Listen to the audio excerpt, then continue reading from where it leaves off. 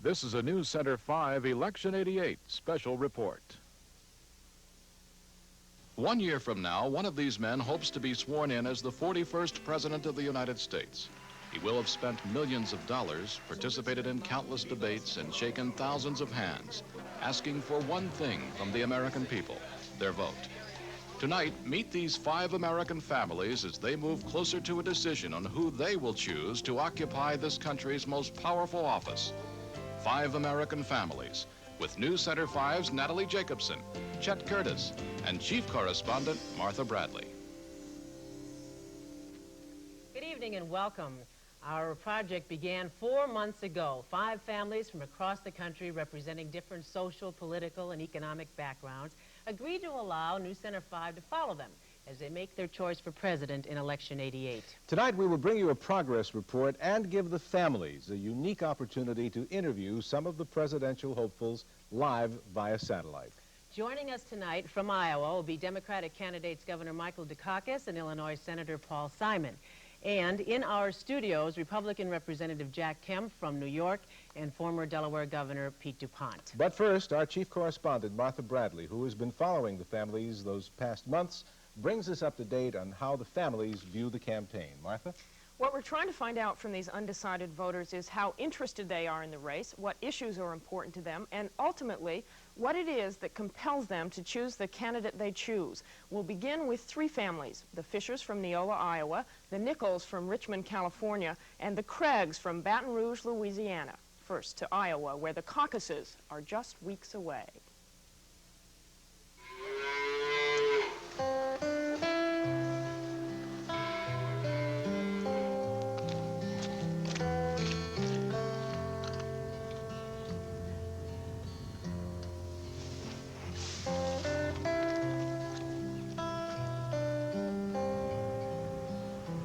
Each day on this 700-acre farm near Iowa's southwest border, National Public Radio connects John Fisher to the rest of the world. And in Tokyo, the dollar closed down against the Japanese yen today. He has, in these past months, heard the sounds of Wall Street crashing and superpower symmetry. It's a world that seems a long way away as Fisher drives along these snow-packed hills. But one subject is hitting home more and more: politics. I'm starting to pay more attention now that harvest is done. What's happened? What's been the biggest political event, do you think? Well, on the Democratic side, this whole election is a non-event as far as I'm concerned. I can't see where any candidate is showing himself as being electable. This 34-year-old farmer has from the beginning looked for a Democrat who can win and who is sincere. But the harder he's looked these last 4 months, the less satisfied he's become. So many politicians remind me of the kind of fellows that I met when I went away to college. And when you first met them, boy, they are smooth and they are talented and they've got all the one-liners. But after you've known them for 6 months or a year, you find out that they really aren't such talented people also. Hey, Shire, there's my good boy. For Mary Fisher, following the candidates has left her with much the same feeling. The mother of 4 has watched the debates, read the newspapers, and listened to the radio. What Mary sees, she says, is a boring mess, with every candidate following the same standard form. When we were youngsters and we learned about going to confession in the Catholic Church, there were a list of sins. And so whenever we thought that we needed to go to confession, we went down this list. Well, that reminds me of these politicians. There are certain lists of things that if they do, they're going to get elected. So they aspire to do all these things on the list. I'm back in the race. Gary Hart re-entering the race did nothing to change Mary or John's opinion of the Democratic choices. They said it just made it more of a joke.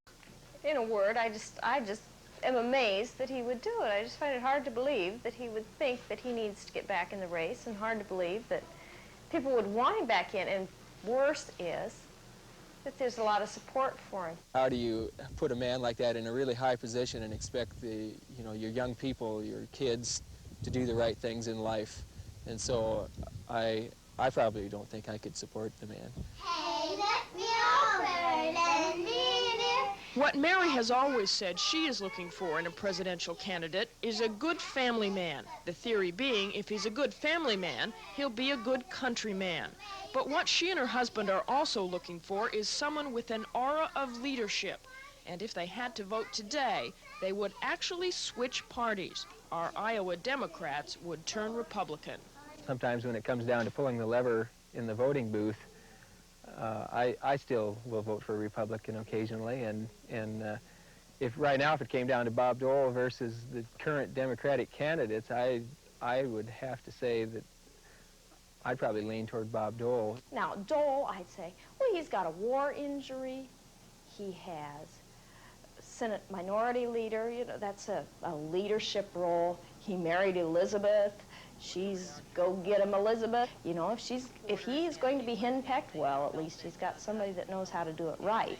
But the Fishers have certainly not made their final decision. For in Iowa, with candidates constantly coming and going, the political climate can change very quickly, which does not seem to be the case in faraway California.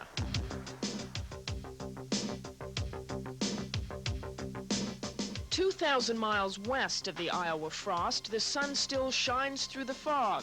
The leaves still shimmer on the trees, but there is more than the weather that sets the Golden State apart.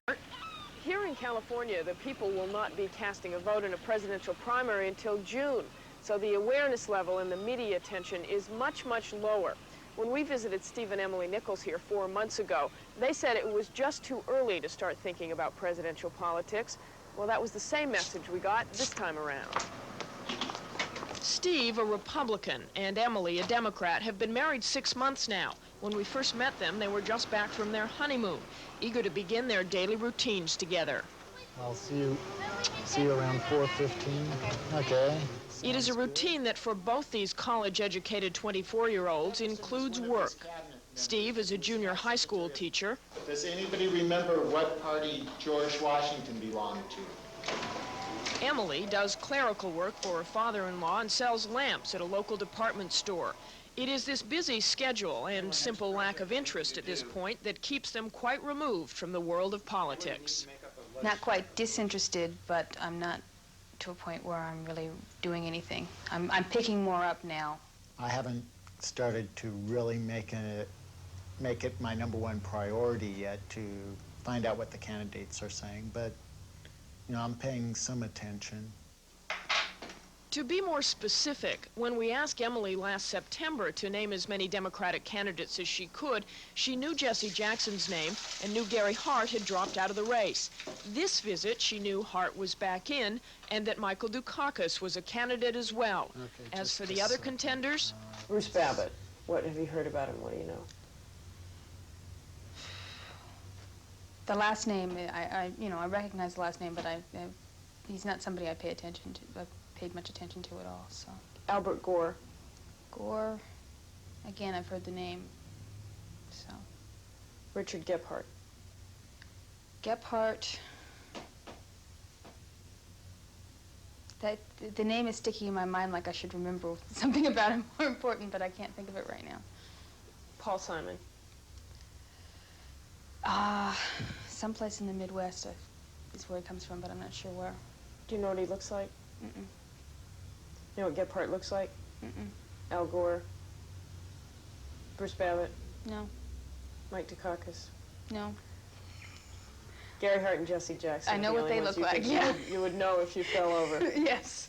Emily says she has obviously not made up her mind, but if she had to choose today, it would be Dukakis. The reason? She hasn't heard anything bad about him. Her second choice would be Gary Hart, because the bad things she's heard about him, she doesn't necessarily believe. To me, the proof they have isn't really proof of it. And he's had experience before. He almost made it last time, so there's something in him that makes other people feel that he's going to be a good president. Steve, who plays church league basketball in his spare time, knows who all of the Republican candidates are and can tell you a bit about each one, but he's far from making up his mind on who to vote for. Right now, about the only thing that I will remember are candidates who I say something that I'm that make me say, yeah, we can drop him from consideration. Right now, we're in the elimination process, not the choosing process. As yet, he's eliminated no one. Pat Keebler, the political reporter at the West County Times, the Nichols hometown paper, says what we're seeing in the Nichols is not at all unusual for California. I think the 3,000 miles that separates California from the nation's capital is a psychological barrier. They view it as something happening back there. With the primary here still 5 months away, California voters will have plenty of time to make their choice, but that's not the case when you travel to the Deep South.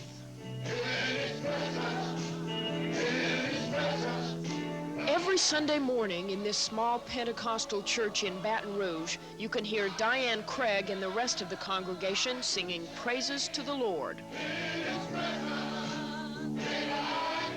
Well, the Bible tells us to dance before the Lord, to lift holy hands, just to sing and to praise and just feel free to worship God however the Spirit of God leads you to.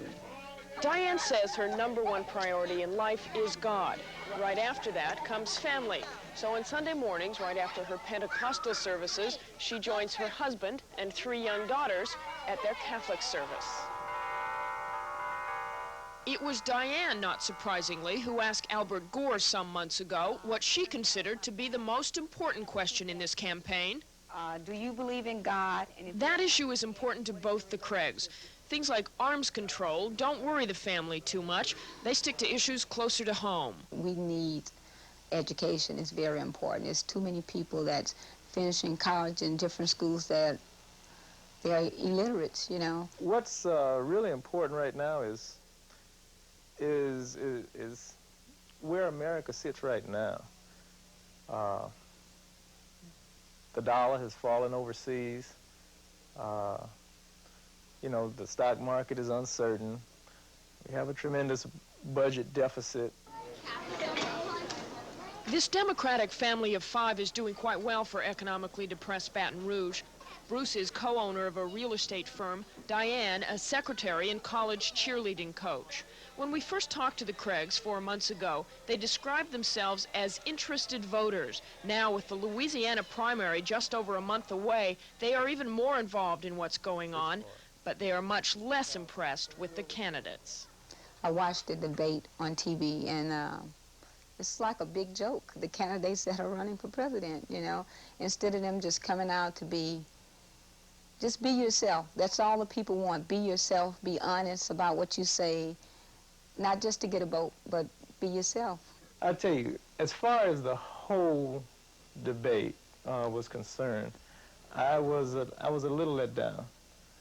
Nobody really stood out in my mind. Go down the driveway. Bruce calls Gore too political. Babbitt makes him laugh. Gephardt plain unimpressive, and the rest in that just all the same category.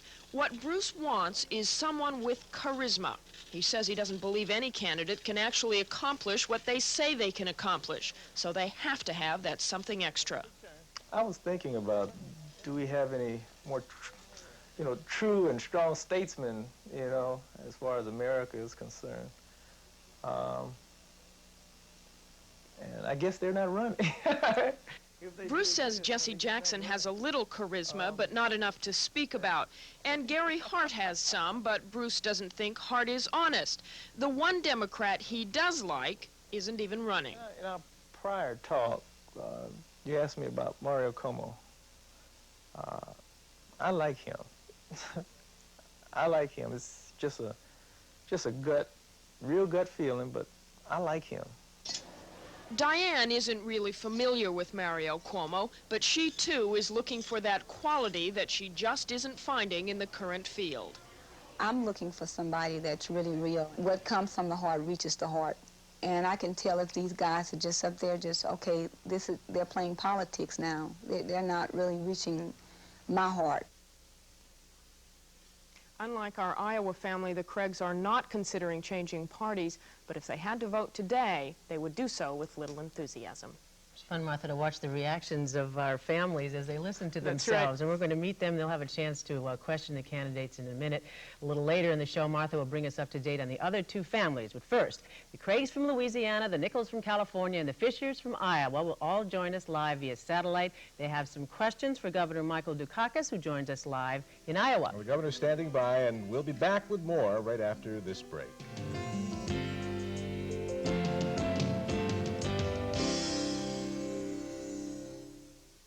I asked a few of my friends what they like best about Wendy's chili. It's thick, man, thick.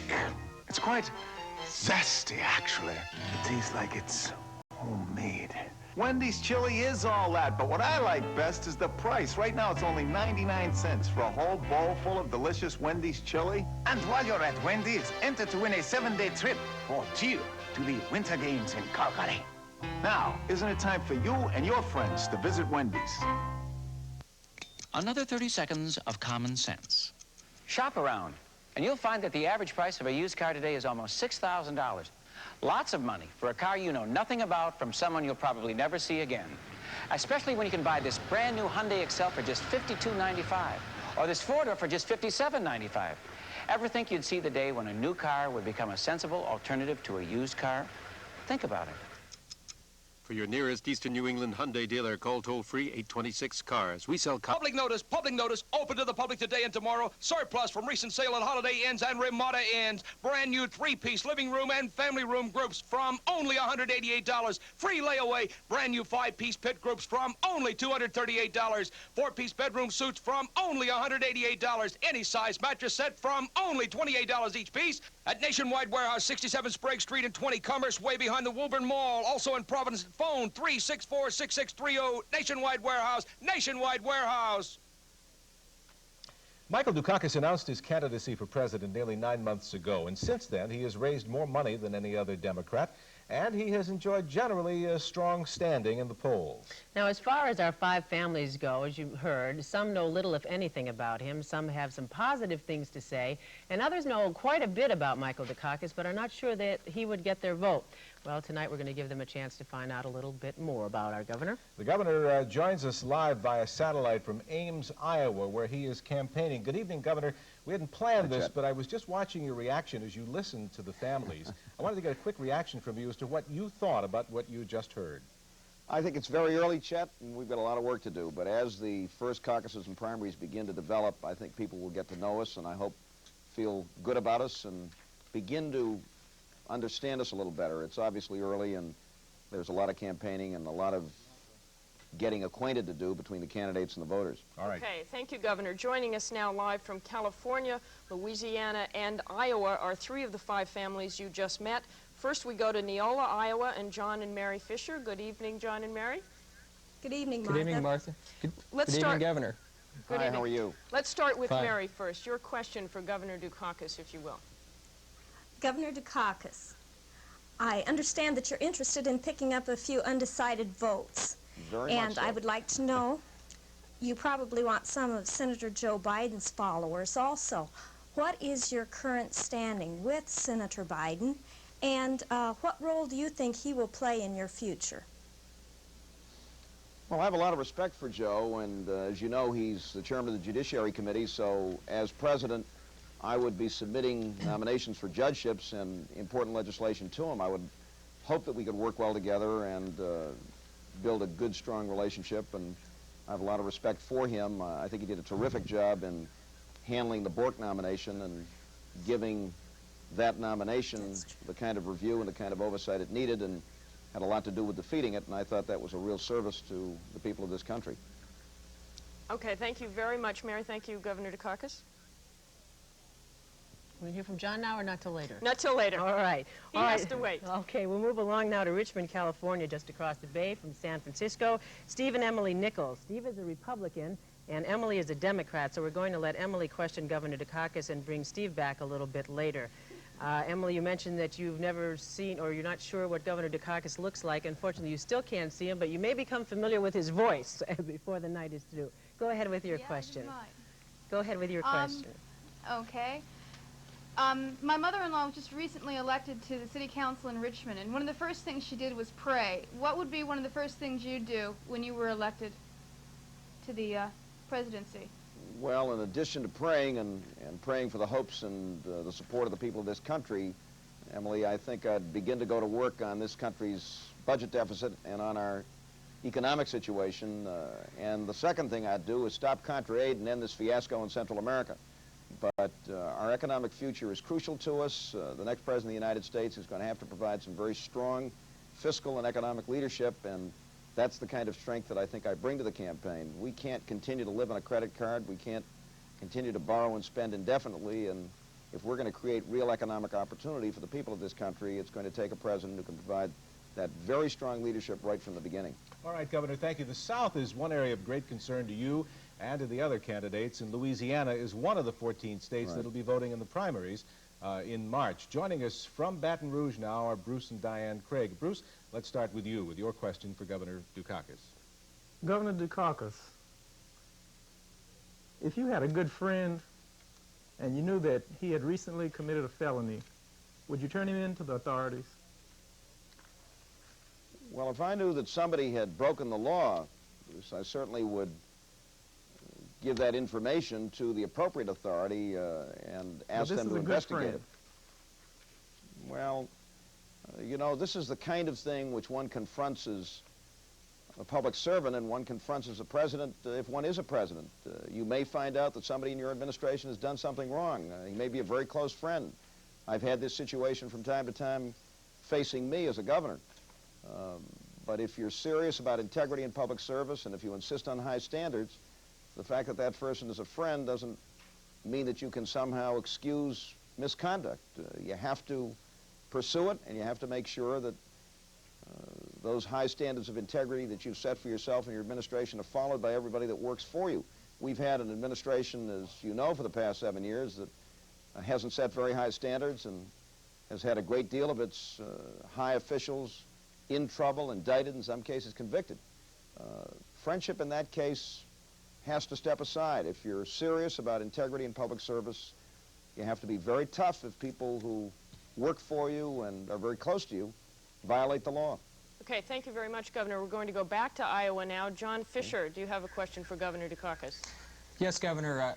I might say to start with that we came off a little bit critical in the prior part of the show. And, and I might say that in the debates last Friday night in Des Moines, I was quite impressed with you and the rest of the Democratic field. And, Thank you. And so maybe we're getting better, I'm not going to say for sure that I wouldn't cast your vote my way, but I guess I'm still in the undecided camp. But you mentioned the budget and trade deficits. Right. I have a theory that the budget and trade deficits that everyone refers to as being the problem are not so much the problem, but rather are the symptom of a problem. And that problem is that the American people have lost their willingness or ability to sacrifice, to do the things that it takes to be #1 in the world trade or to run their government, as related to the Japanese or the West Germans.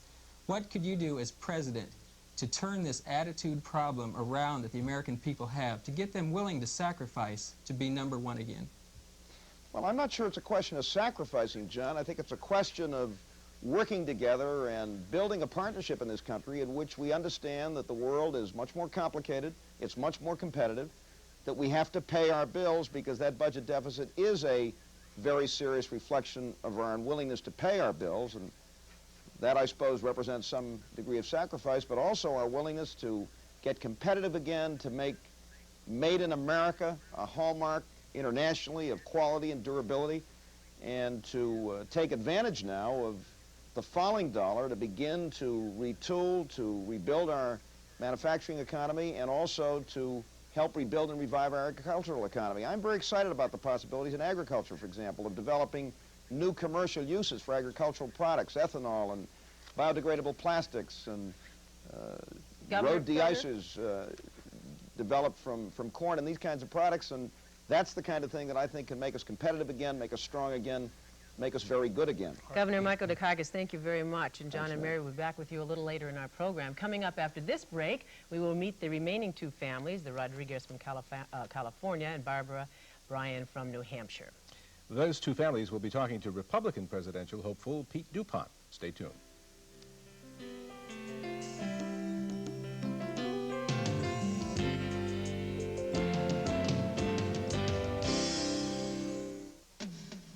Tons of Ford Ranger 4x4, electronic fuel injection, halogen headlamps, and not as much total head, shoulder, and hip room as this Dodge Dakota 4x4.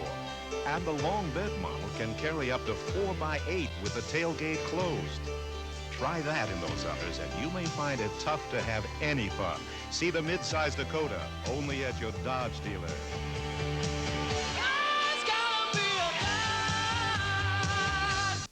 It's arthritis, the doctor said. Well, I wouldn't stand for giving up my gardening or spending a fortune on medication.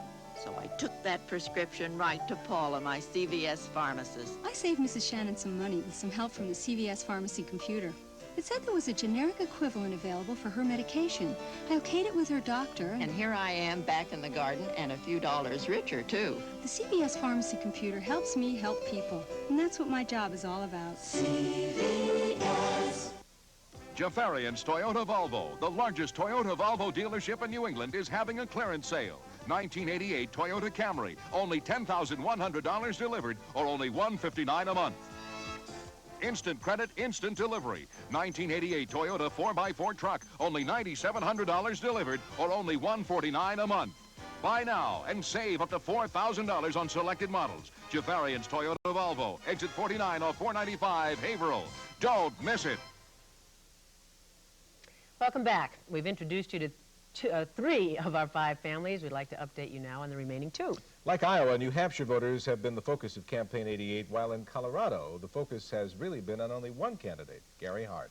And Martha has recently traveled to both Colorado and New Hampshire and has more on where these 2 families stand.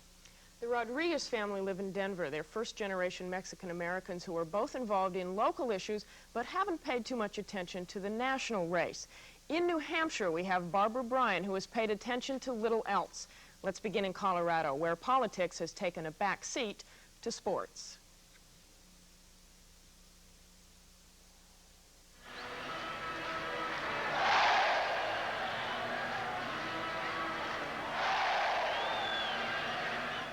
Colorado is a state known nationwide for its mile-high stadium and world-class ski resorts. The capital city of Denver is a symbol of the urban West, sophisticated yet friendly. But something else has put it on the map this year. In Colorado in particular, the biggest stories of this political campaign have been the demise of their own Gary Hart. This campaign cannot go on. Then his resurrection. Let's let the people decide. And the decision by their own Pat Schroeder not to run. I could not figure out how to run.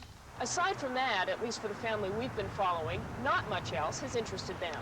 How sad it is, Tom, to look at the modern-day Democratic Party and how far... Daniel and Mary Rodriguez occasionally pay attention to a political story or watch a few minutes of a televised debate, but when it has come to stories about their hometown politicians, these independent voters haven't missed a beat. Well, I was a little disappointed because Pat Schroeder's not running. What'd you think about her crying? Did that bother you at all? No, I thought that was great. Why not? That's part of an emotional being that we have within us. As for Gary Hart, the Rodriguezes were disappointed when he got out, but not thrilled that he's back in. There are mixed feelings, and you know, he still hasn't really come out openly and find out, you know, and let us know what issues, okay? Many people raise what to get honey?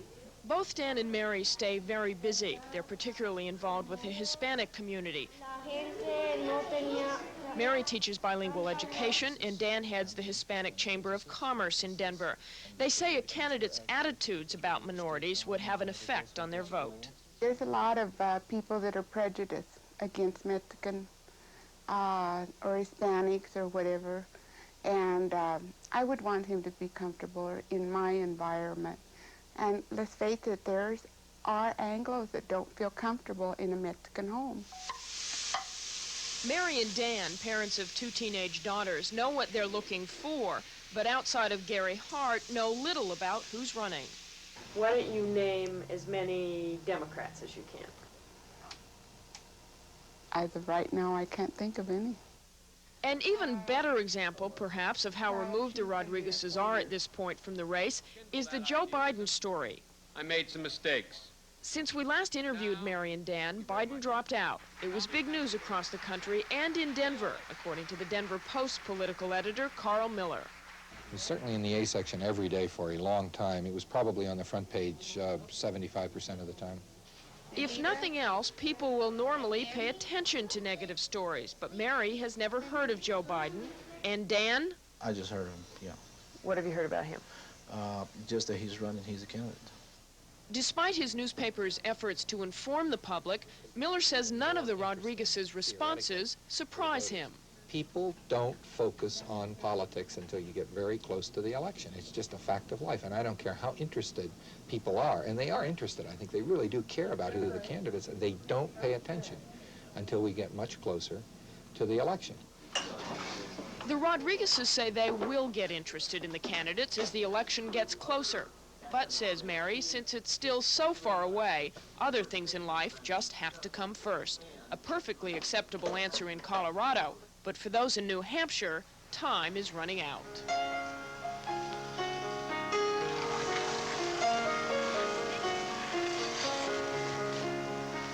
In just 25 days, the serenity of this New Hampshire winter will be shattered. Even more than it already has been by Campaign 88, when voters go to the polls in the first-in-the-nation presidential primary. The record-setting 12-degree temperature. One woman who will likely be first in line at the voting booth is Plastow's Barbara Bryant, a 69-year-old, twice-widowed grandmother who spends the majority of her time finding out everything she can about politics, even keeping a political diary. There's Dukakis and Albert Gore. Jackson, who I'm dying to meet, I put down here, can't push red button if he is president, per Marvin Calvert, Harvard. There's Babbitt, it says, talks well. And then I says, boring as hell. That's not so nice, Barbara. Like all of the families in this project, we asked Barbara to try and ignore us and approach the voting process as she normally would. Well, frankly, Barbara hasn't really. She said being involved with 5 families has sparked an interest in politics she never knew she had. So now, not only does she study the political coverage, she studies the political candidates, personally. This is a picture of myself and Dick Gephardt, and he's the first candidate I questioned. I was quite impressed. And the political candidates have been more than accommodating to Barbara. Remember talking to me on the phone? I certainly do. It's not every voter that gets a one-on-one with the presidential candidate for 15 minutes. But Senator Dole's staff is well aware of the television project Barbara is involved in, so they know that time spent with her is actually time spent with many of you as well. And people say, well, there's another federal program and more government spending. Well, you know, in this country, people shouldn't be hungry or homeless. This is the way I feel. And you've got, I'd say, maybe 100,000 or more homeless people. Barbara doesn't care if she's being manipulated by the candidates. Her attitude is that she gets just as much out of it as they do. It certainly gives her something to talk about when she visits her friends down at the town offices. I don't think he realized that in New Hampshire we had that problem. Barbara also has a good deal of skepticism. Since she has already met over half the candidates, she isn't so impressed by the power that she forgets what she's there for. I was not so much interested in what Senator Dole said as to if he was being himself and really cared about it, and I would give him a 50-50 somehow, whatever. I want to see if he's really going to do anything about the homeless or he just blah-blahed me, okay? Barbara did like Dole, but so far Albert Gore has been her favorite, although she would not vote for him unless she thought he was electable. Barbara also plans on meeting all the candidates before she makes up her mind. What do you look for when you go around and you meet these presidential candidates? A sense of humor. I try to figure out if they're being honest. You can tell, like when I sat with Senator Dole today and look him in the eye, I can tell how much he means and how much he doesn't. But what about issues? Neither Barbara nor any of the families we've been talking to have mentioned what the candidates are talking about. Why not? People want an honest, kind, wise man to be president if there is any left, who are not corruptible, hopefully too much. And Barbara is still looking. Barbara, unlike some of the other family members, is not disillusioned with the current field of candidates. She just wants to make sure she knows everything she can before she makes a decision. Yeah. All right, we are going to give Barbara and the Rodriguez a chance to get to know Republican candidate Pete DuPont a little bit better right now. Governor DuPont, the former governor of Delaware, joins us from our Channel 5 studios here in Needham. Good evening, Governor DuPont. Good evening. And joining us from Denver are Mary and Dan Rodriguez. Good evening to you. And Dan, let me give you the opportunity to ask the question of Governor DuPont. Thank you. Governor DuPont, Hispanics have grown 30% since 1980, 5 times faster than the rest of the United States populations. If elected president, what will you do to recruit, appoint, and hire Hispanics at the federal, state, and cabinet level positions?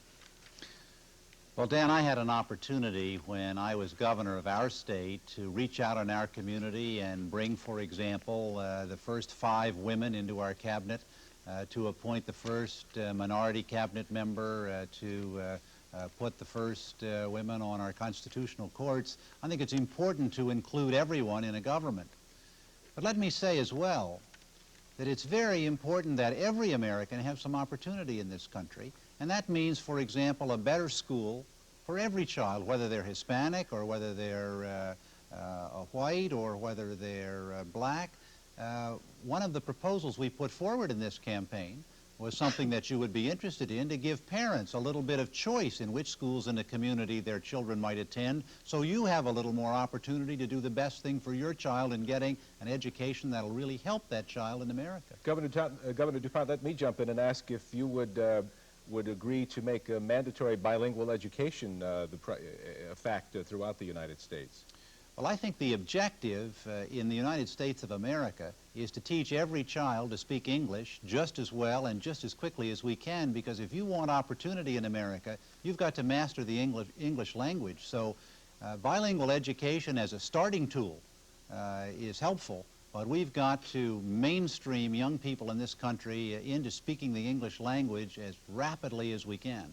Barbara Bryan is now standing by live at her home in Plastow, New Hampshire. Barbara, your question for Governor DuPont? Yes, thank you, Nat. Mr. DuPont, why on January 12th did you say Bush must confess? Do you know something that I don't? Well, Barbara, I'm not sure on January 12th that I uttered that line. I'm not sure just where that's coming from, but we were talking in one of the debates about the need for candidates to be completely candid about the advice they gave, whether they were governors, whether they were senators, or whether they were vice presidents. Well, Mr. DuPont, why did you say that he should confess? Well, Barbara, I'm not sure I did say he should confess, and I don't know what you're referring to. Could you refer a little more specifically? You asked him to confess about his role in the Iran-Contra affair. I believe I have a note in front of me that was in the newspaper. Yes, I pointed out, I think, that I did not believe that selling arms to the Iranians made an awful lot of sense, and I thought since the vice president had given some advice to President Reagan that he ought to be candid as to whether he thought the policy was the right one, the wrong one, and just why, because I think that's an important thing to understand about a man who would be president.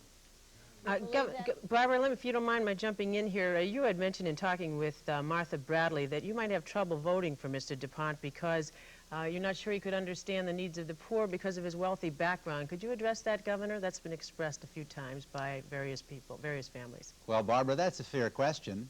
And, of course, the people of America have to decide the kind of president they want. But let me give you one piece of evidence. As a governor, I managed to cut taxes for every single family in the state of Delaware by 30% and help create 20% more jobs in the state. Now, that's a lot of opportunity. That's relating to real people in the real world very well. I'd like to do the same thing as president that I did as governor. All right, Governor, getting back to Colorado now, where Dan and Mary Rodriguez are standing by, they have said in previous discussions with Martha that education and the economy are 2 very important issues to them. Mary, do you have a question for Governor DuPont? Governor DuPont, the teaching profession is one of the lowest paid professions. What can we do to make people listen to our concerns? How would you address this issue? Well, Mary, I spoke a moment ago about giving parents some choice in which school their children went to by means of a voucher. so that schools would have to compete for our business as parents. That would begin to raise the quality of education in our schools, raise the salary of teachers as good teachers began to be paid a bit more than not so good teachers. I think that not only would address your concern over the economics of teachers' families, but would also address the concerns of a lot of parents who are concerned that the quality of education ought to go up at the same time teachers' salaries go up. All right, thank you very much. Coming up, we will hear from Senator Paul Simon. He'll join us live from Ames, Iowa, where he is campaigning this weekend.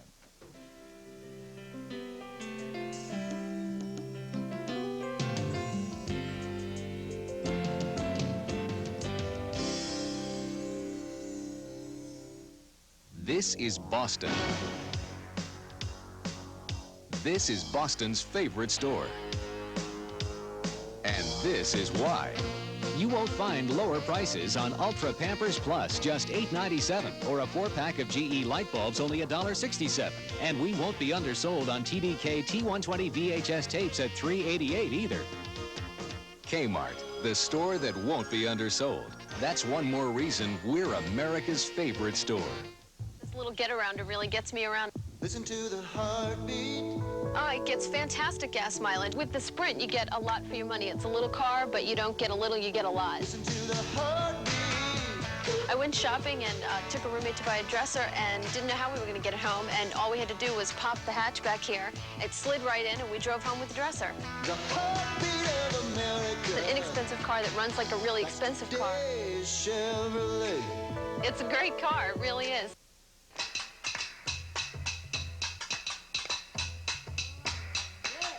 See that guy all dressed in green, Iko one day. He got a man, he's a loving machine. Explore the untamed beauty of the Everglades. Visit an island paradise and discover a vanishing world of cattle ranches and wildlife sanctuaries. Travel the main streets and back roads of Florida with Chronicle starting Monday at 7:30 on Channel 5. Paul Simon was elected a U.S. Senator from Illinois in 1984 after serving 10 years as U.S. Congressman from that state. Simon announced his candidacy for president in May of last year. And Senator Simon joins us live now. He's in Ames, Iowa. Thank you for joining us, sir. Thank you. And joining us again from Iowa, John and Mary Fisher. Mary has the first question for Senator Simon. Good evening, Senator Simon. Good evening. I have kind of a ridiculous question, but I'm dying to know, how did you get started wearing those bow ties, and why? I happened to be wearing a bow tie for 3 days when I was running for the state legislature, and a newspaper identified me as the candidate with a bow tie, and I thought, what the heck, I might as well be the candidate with a bow tie, and I've been wearing them ever since. Well, thank you. If you want to follow that up with a more serious question, go ahead. Yes, yes. My question is that I think that education is the job of youth, and we as adults have to let youth know that there are limits on all jobs. What do you think of giving discipline powers back to teachers? I think one of the problems in education is that we do not let our teachers give discipline. Your response? Well, it is a problem, though I have to say we should not expect our teachers to do what we have not done in our homes. And where there are discipline problems in schools, I think we have to deal with them more firmly. I'm not suggesting the federal government can take care of this, but there have been experiments where when there are students who cause discipline problems, they are put aside in separate classes, at least temporarily. And it really works remarkably well. So I think there are ways of dealing with it, but primarily, I don't think we should expect our schools to do what we should be doing in our homes. All right, Senator, let's go to Louisiana now and rejoin Bruce and Diane Craig again. Do either of you have a question for Senator Simon? Yes. Senator Simon. Yes. Go ahead, Senator Diane. Simon. Go ahead, he can hear you. Yes. Diane, can you hear me? Yes, we can hear you, Diane. Can you hear us? Yes. Okay, you go right ahead with your question. Okay. Senator Simon, with all the negative things happening in the world today, such as the spread of AIDS, many families are becoming homeless, the stock market crash, what positive things do you see happening in this country today besides the presidential election? Well, I think a lot of positive things can happen, and positive things have happened. In my lifetime and your lifetime, we have seen polio almost eliminated from the face of the earth, or at least from the United States of America, unfortunately not from some other countries. We've seen the average age of the American grow from 58 to about 75. There are a lot of positive things, but much more positive things can happen. And one of the things we have to do is to dream once again. You ought to be looking for a candidate with some vision of how we can have a better nation and a better world.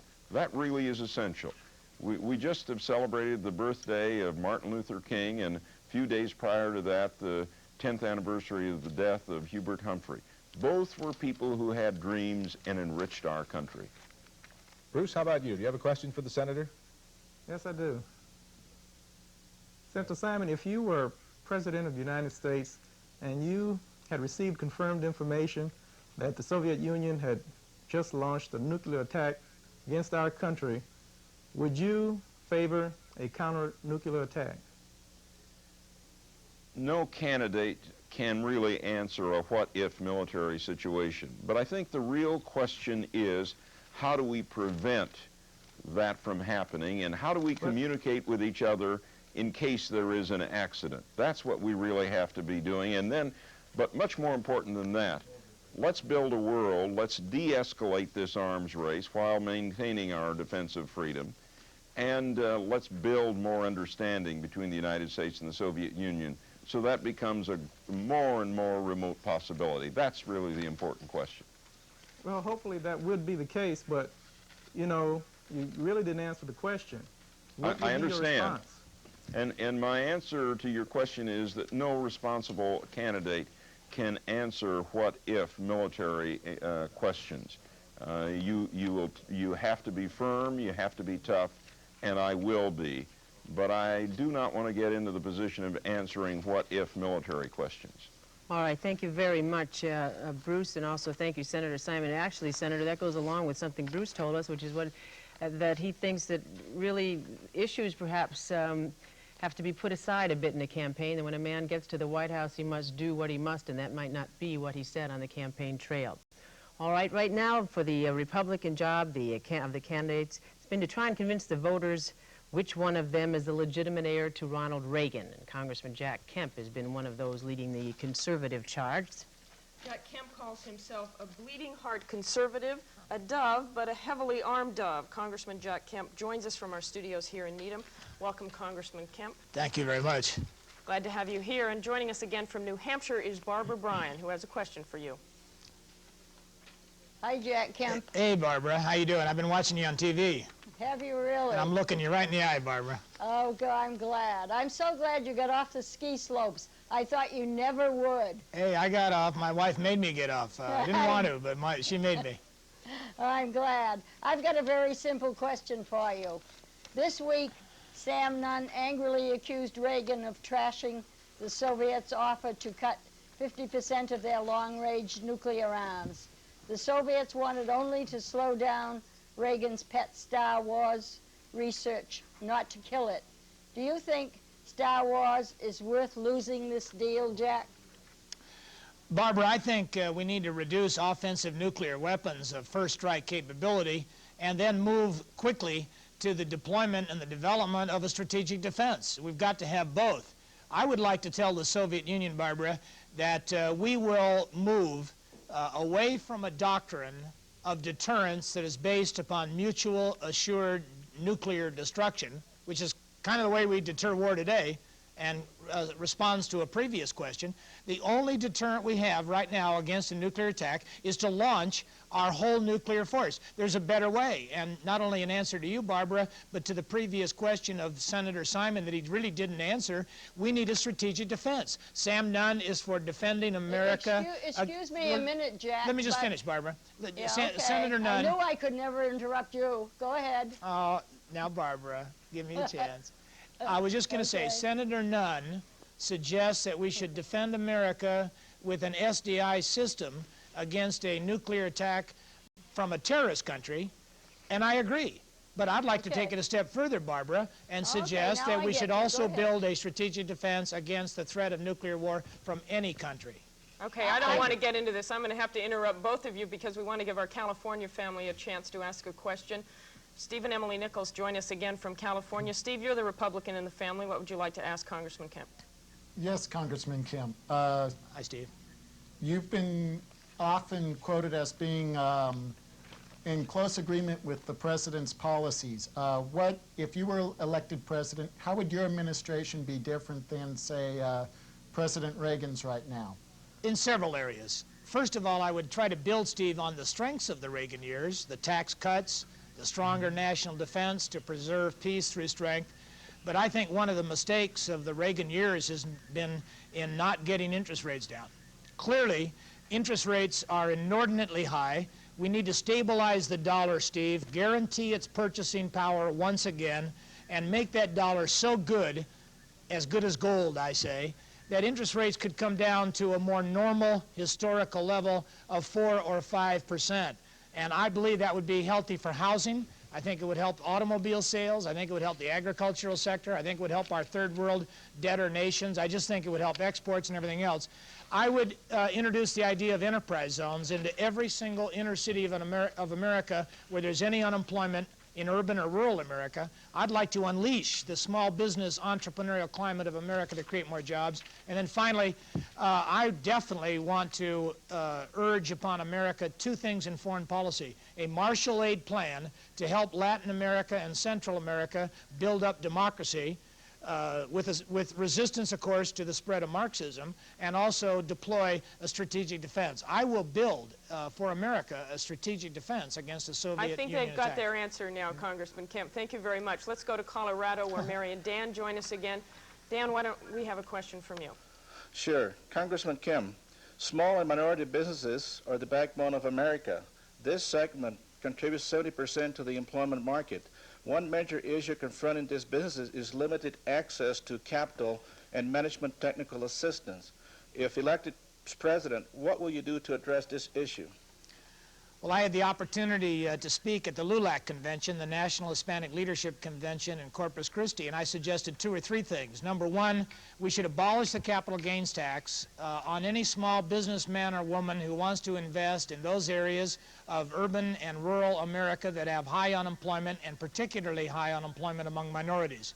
Second, Congressman Garcia of the South Bronx and Congressman Rangel of Harlem and I, despite the difference in liberal and conservative philosophies, have sponsored an amendment to the enterprise zone bill that would allow any investor in a minority business, small business, to write off his or her investment 100% in the first year of that investment in the debenture or the stock of a minority inner city or rural American enterprise. So I think that would provide seed corn or capital, venture capitals to minority business, and I think the idea of abolishing the capital gains tax on any man or any woman of any background who invests in areas of this country that need jobs would be a tremendous spur to small business entrepreneurial activity, not only in the Hispanic community, but in Black and Asian Pacific and inner cities of America. Congressman Kemp, I have a very important question to ask you. You're speaking to some Denver Bronco fans right there. Who are you rooting for in that game? No controversial questions, I'm sorry. No, we want an answer to this one. We're not letting you out of this one.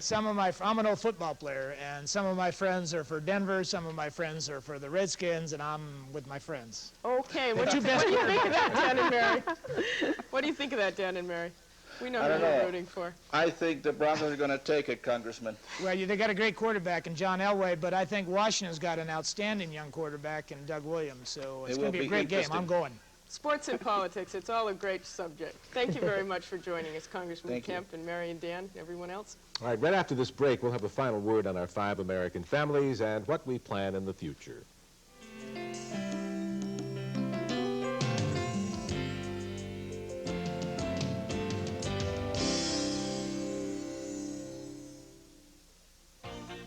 Need to take a big load down the road? Your New England Chrysler Plymouth dealers get a whole family of wagons, like our Plymouth Voyager, one of the best-selling minivans in America, with front-wheel drive and car-like handling. Or the Colt Vista, intelligent Japanese engineering, optional four-wheel drive and seating for 7. And our newest import, the 5-door Colt wagon, front-wheel drive and all the quality you'd expect in a Japanese car. So hit the highway in style in any of our family of wagons. Buy one at your New England Chrysler Plymouth dealer today. With Hertz's low prices, you can see the U.S. for a song, like California for just $78 a week. California, here I come. And Hawaii for just $69 a week. Aloha. Or Florida for just $59 a week. Over Miami. And for about $50, those guys can get some singing lessons. Next time on Star Trek The Next Generation. Could this be another me? The discovery of Data's perfect android double How much can you trust Data now? leads to a deadly game of who's who. He's been hurt. This is very serious. Now, Data's evil twin plots to destroy the crew. Back off. Go! With the help of a lethal life force on Star Trek The Next Generation. Saturday at 9 on Channel 5. I'd like to just mention that I know you saw 4 of the presidential candidates here tonight. We invited all of the candidates. The others were not able to make it tonight, but this is not the only program that we are going to do. That's right. We hope to get all of the candidates eventually before Election Day, and as you know, we've had some of the other candidates on in other programs during our news broadcast and allowed some of the families to interview them at that time. But it is important to point out that they all were invited to participate in this broadcast. Not all chose to participate. I think it's been kind of fun to listen to the questions that they had, some that were asked. We as reporters would probably never have the courage to ask. And we're going to continue to do this until the election. And speaking of that, in less than a month now, the Iowa caucuses and the New Hampshire primary will be political history, and likely many of the candidates will be also. Indeed, throughout those events and all of the upcoming political year, we'll be checking back with our 5 families, and again, we'll give them an opportunity to ask questions directly of the candidates. And the point of this whole exercise is that in the end, we would like to get the answer to just one very important question, and that is, what is it that makes these families make their final choice for the nation's next president? Thanks very much for joining us tonight. Good night. Good night. Good night.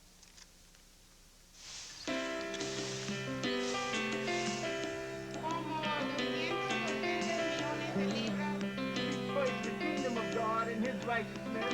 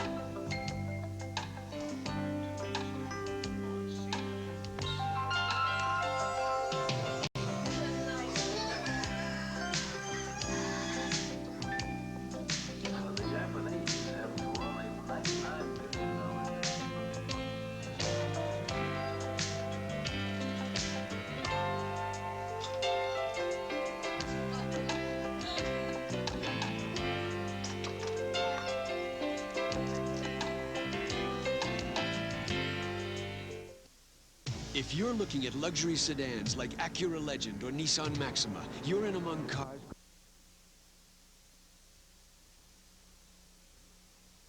Board this commuter train in suburban Richmond, California, and 40 minutes later, barring the all too frequent breakdowns, you arrive across the bay in downtown San Francisco. Truth is, though, people in Richmond would just as soon keep their distance. Steve Nichols was raised here. The 24-year-old likes the small-town feel of this city of 80,000, and he loves the Monday night softball games where he serves as umpire. Steve's wife, Emily, has spent much of her 24 years in this city as well. Now together they plan on spending many more. The newlyweds just purchased their first home. With a combined income of $27,000 a year, the couple will have to budget to make the payments, but they feel they can manage. Both Steve and Emily are college educated, energetic, and religious. When it comes to politics, however, the similarities end. I wanted a president who I thought would back the military. And Reagan seemed like one of those who said, okay, if we need to fight, we're going to fight. If somebody gave me the choice of the nation going to war or me doing something about it, I would do something about it first. What she does for now, says Emily, is vote Democrat. Walter Mondale was her candidate in '84. The rest of her political portrait is a bit more vague. Capital punishment, she's not so sure about. Contra aid, she's not so certain about that either. She does oppose the Strategic Defense Initiative, or Star Wars, and she's against abortion as well. Her Republican husband is a conservative all the way. He strongly favors capital punishment. Contra aid would get his vote, and so too would SDI. And like his wife, he is opposed to abortion in all cases. So what are these two looking for in a president? Somebody who would continue the general direction of Reaganomics, as it's being labeled. I'd look for somebody who would like to continue to press the Strategic Defense Initiative. I'd be looking for somebody, again, who is strong military. I'd want whoever I voted for to be somebody who I felt had some compassion and truth. I don't like the idea of all these people making promises that they're not going to keep. The Nichols may know what they want, but as yet, they haven't looked very hard. I'm going to name candidates, and if you've never heard of them, say it. If you know anything about them, tell me. Joe Biden. Never heard of him. Dole. I know he's a conservative from the Midwest, I believe Kansas. Albert Gore. Don't know him. Bruce Babbitt. Mm-mm. Pat Schroeder. The name sounds familiar, but I don't know where I've heard it before. George Bush,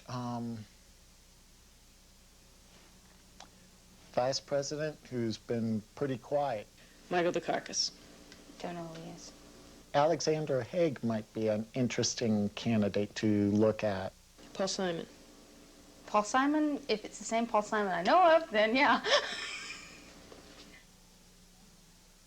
They call that the Graceland factor after singer Paul Simon's hit album. Candidate Paul Simon hasn't cut any records.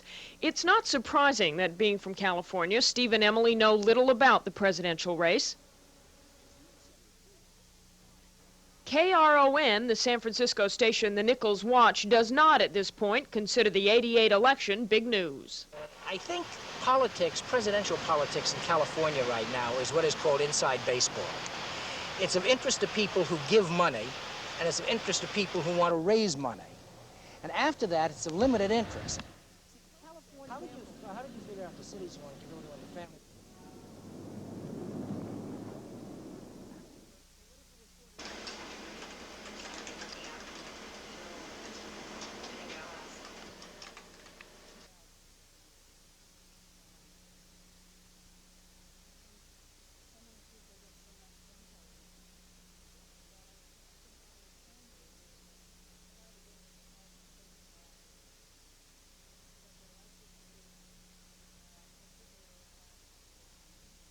Do you have one in a white marble? No, we've only got black marble. Just the three, other than floor lamps with marble bases. But, no, I don't think I want one with a marble base. Do you want to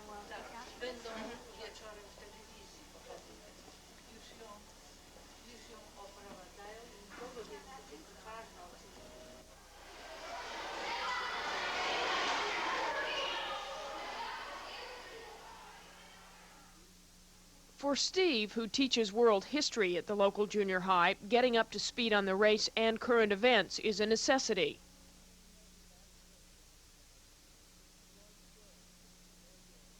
Yet even as a teacher, Steve is interested only in the basics at this point.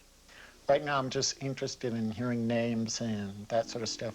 I'm not actively trying to make up my mind yet. Both Steve and Emily say it will likely take many months before they start narrowing the field of candidates. During those months, we will be checking back with the Nichols and the 4 other families we'll introduce you to.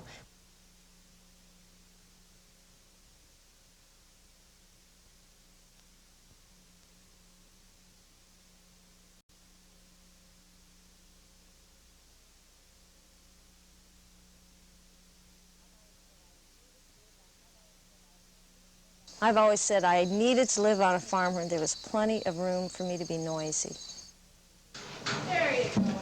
I love to work hard, I really do. I like physical work and being busy and watching things change and grow.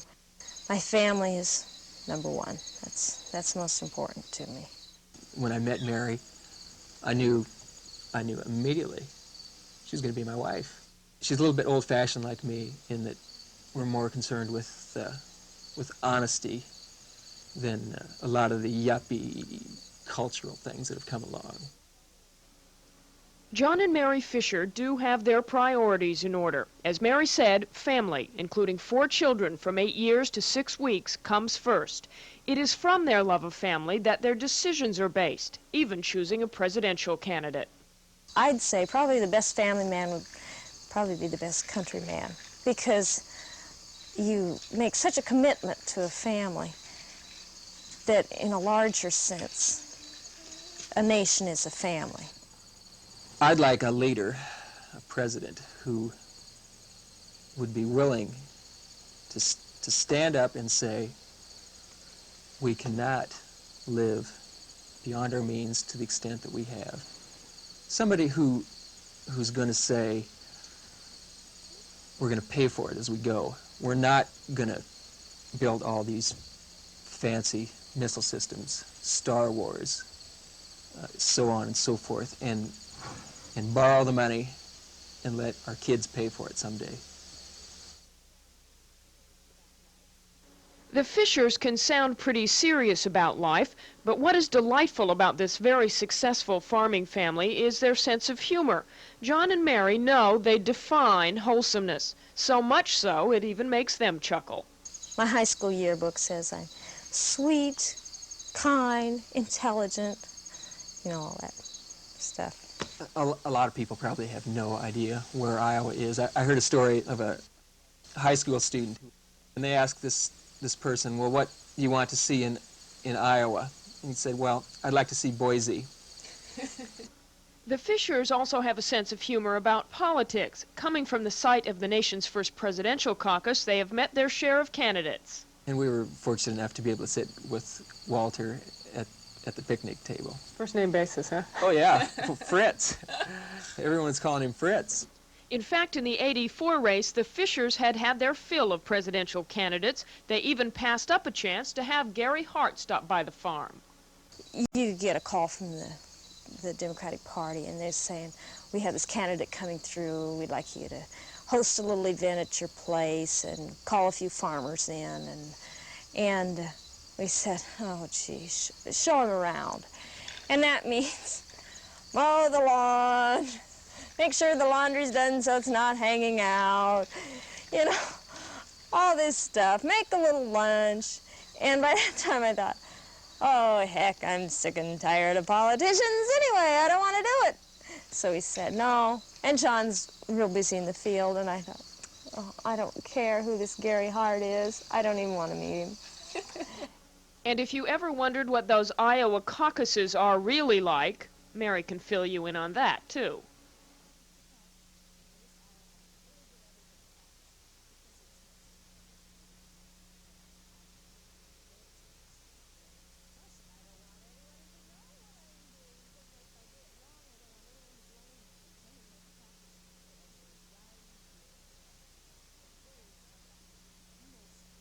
But the Fishers will be back at the caucuses again in 1988. John and Mary can already name every Democratic candidate. They are avid newspaper readers, listen to National Public Radio, and watch national and local television news. At this point, Mary has formed no strong opinion about any candidate. John, on the other hand, has formed a strong opinion about them all.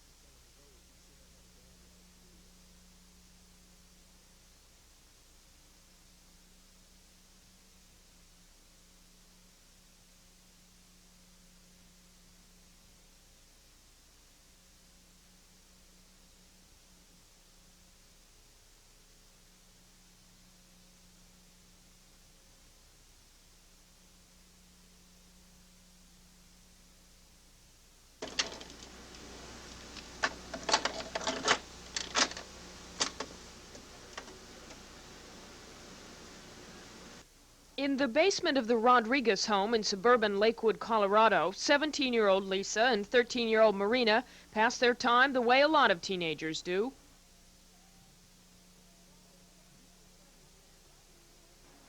While their daughters relax, upstairs, parents Mary and Daniel spend their time the way a lot of adults do. Paying bills. The Rodriguez family is first-generation Mexican-American. Mary teaches bilingual education to fourth graders. It is a candidate's stand on education that Mary will be looking closely at in '88.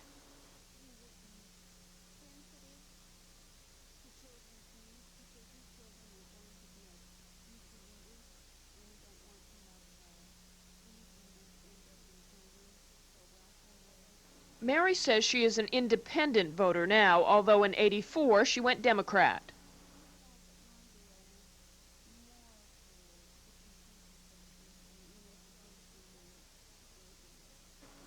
Daniel is executive director of the Hispanic Chamber of Commerce in Denver. Education is important to him as well, but his main priority? It would have to be business, and the way the economy is right now, particularly in the state of Colorado. Daniel voted for Ronald Reagan in 1984. And what about '88? How about this time around? How interested are you at this point in the presidential race? I'm very interested. Very interested at this point. I'm very interested in the issues of the candidates that are going to be coming forth. Denver, which Lakewood is part of, is a big news town, so there are plenty of places for the Rodriguezes to develop their political interests. At the Denver Post, political editor Carl Miller says the coverage of presidential politics at his paper has been extensive. Obviously, Gary Hart making headlines has had something to do with it, but Miller says the paper has provided readers in this area with a lot of information about all the candidates. I think they're very informative. People out here take politics very seriously, and so does the Denver Post. And so when we get set to start covering a campaign, we put a lot of time and effort into it. We do regular polling to keep track of what people are thinking out there, and we assume that our readers know quite a bit about politics. Miller assumes people know. The Rodriguezes say they're interested, but it's difficult to see just how that interest has manifested itself at this point. Mary could not bring to mind the names of any candidate in either party, and when we named them, she knew little about any of them.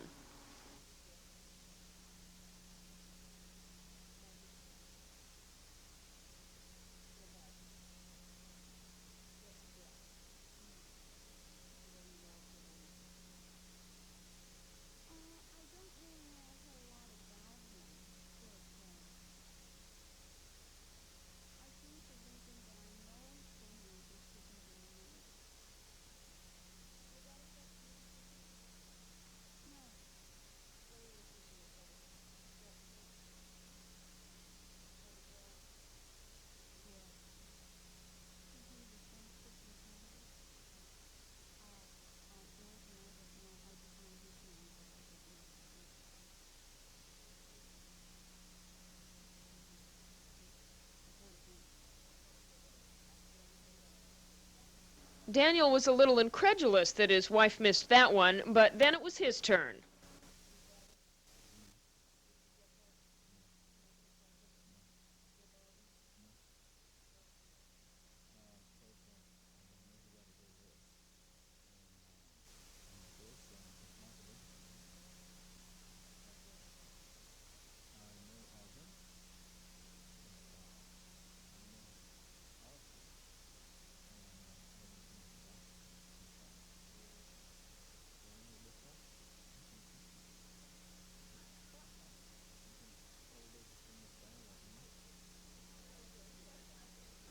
Unlike his counterpart in the newspaper business, Ralph Allen, the political reporter at KCNC in Denver, is not surprised by the Rodriguez's answers, understandably so.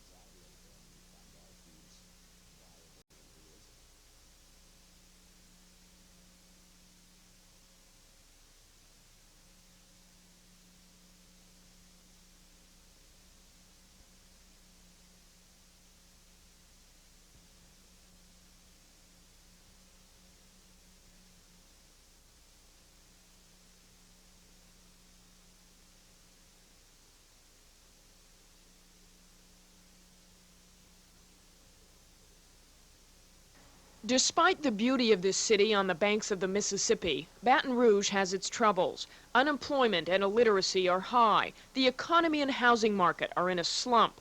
But inside ERA Almighty Realty, the co-owner is doing what he can to fight the statistics. With, he believes, a little help from above. A lot of people, have left the area, but we feel certain that things will bounce back for Baton Rouge and Louisiana. Real estate, property value is down a bit, but then we feel that we're just, a city that's going through some changes that other parts of the country have gone through in, past recent years. So they've come back, and we feel certain that we'll be back also. And he's doing everything he can to make that happen. The 36-year-old spends much of his time and energy on his business, leaving little room for presidential politics. How interested would you say you are in the national race at this point? There's not a great deal of interest. It's not until '88. I've got a lot of other things to worry about. Indeed he does. Bruce and his wife Diane have 3 daughters, aged 7, 6, and 4. Bruce assumes a big share of the responsibility in his family, for with a wife as busy as his, he has to.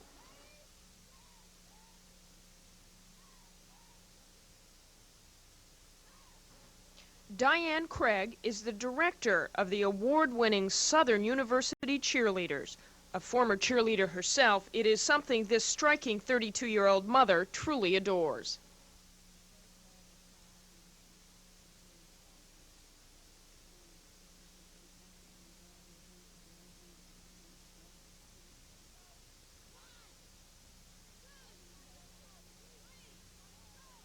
How do you motivate the girls?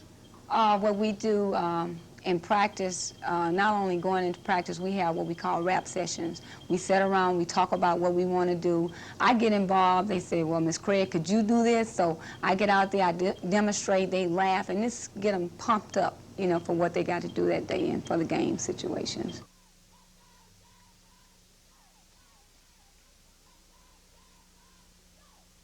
When Diane is not leading cheers, she's working full-time at the curriculum department at Southern U. When she's not doing that, she's attending church 3 times a week. But even with all this activity, Diane says she's already very interested in the '88 race. On a scale from 0 to 10, about an 8.5, because I'm concerned. Because it's so much happening around us, and it's going to affect my kids later on, and it's going to affect me. And whoever's sitting in the president's seat or in that judge's seat or whatever, that's going to affect me. And I want to be a part of that decision. The Craigs' interest levels may differ, but what this Democratic couple is looking for in a candidate is the same. Honesty for one thing. I believe in honesty. I have a strong belief in honesty. How do you tell if a person's honest? What personally is a gut feeling for me. And then you kind of pray about it. I'm not saying that God say, Diane, come vote for Pat Robertson, Now, if God tell me that, I'll do it. But I'm not saying it. It's like more of a gut feeling, and what you believe that person really is until it's proven otherwise. How about how attractive? Religion clearly plays a part in all of the family's decisions. Both Diane and Bruce can name almost all of the candidates running, but didn't know too much about any of them. Both, however, had something to say about Joe Biden.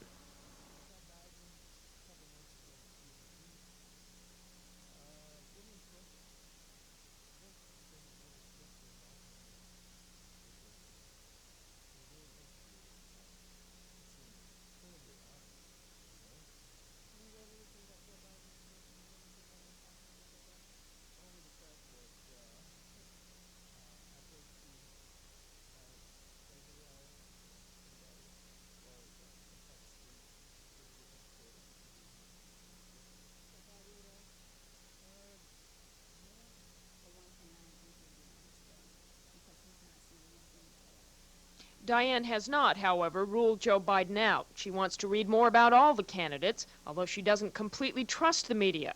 But, she says, what choice does she have?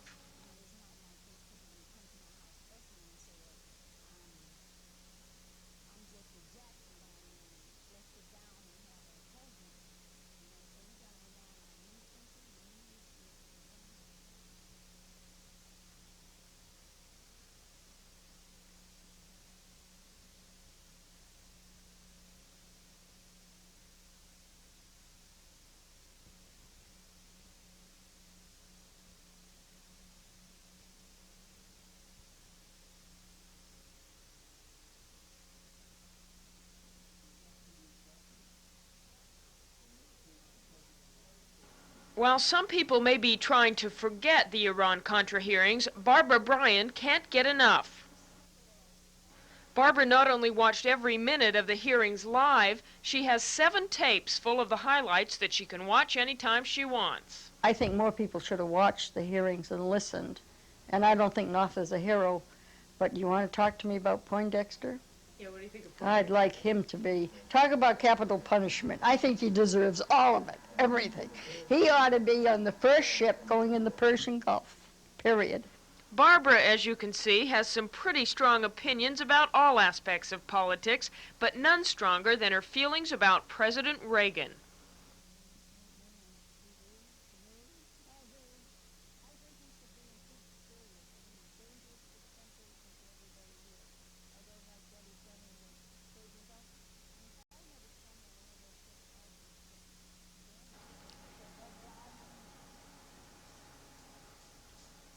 And Barbara does not let her opinions just simmer inside. She is often firing off letters to congressmen and senators. But it is her feelings about Ronald Reagan that will shape her opinion on a candidate in '88. I think I might honestly like to know how much different they're going to be than Reagan, okay? But I want to know what they're going to do for the country to make it a better place for everybody to live in. After all, this is the thing that's important, not if we're going to beat the Russians. As far as Barbara's daily life, it may look a little lonely here at Barbara Senior Citizens Housing Development, but she is far from on her own. Although twice widowed, this 69-year-old has a boyfriend and is very active in her community. She also has 2 sons and 5 grandchildren to keep her busy.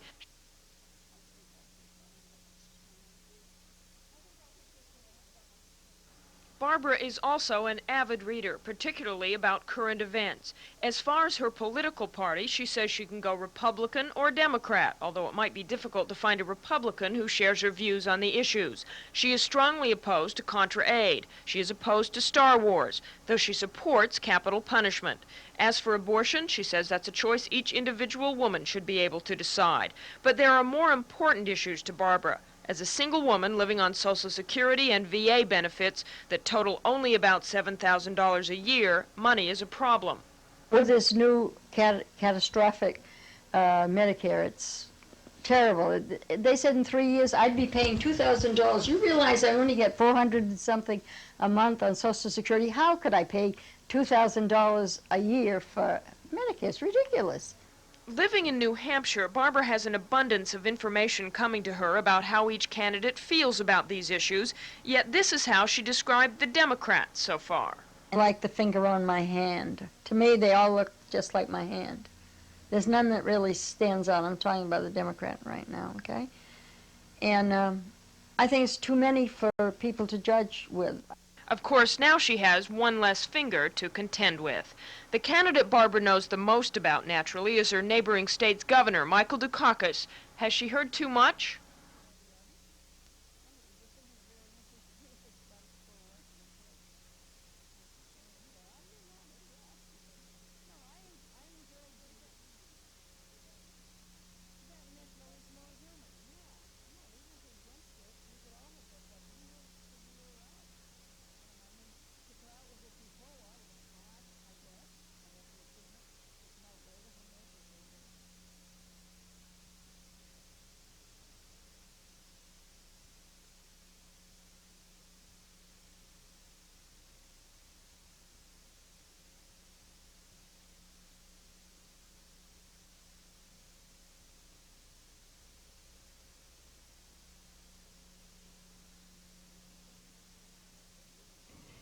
Bruce and Diane Craig have lived in Louisiana most of their lives. They are both Democrats, both in their 30s.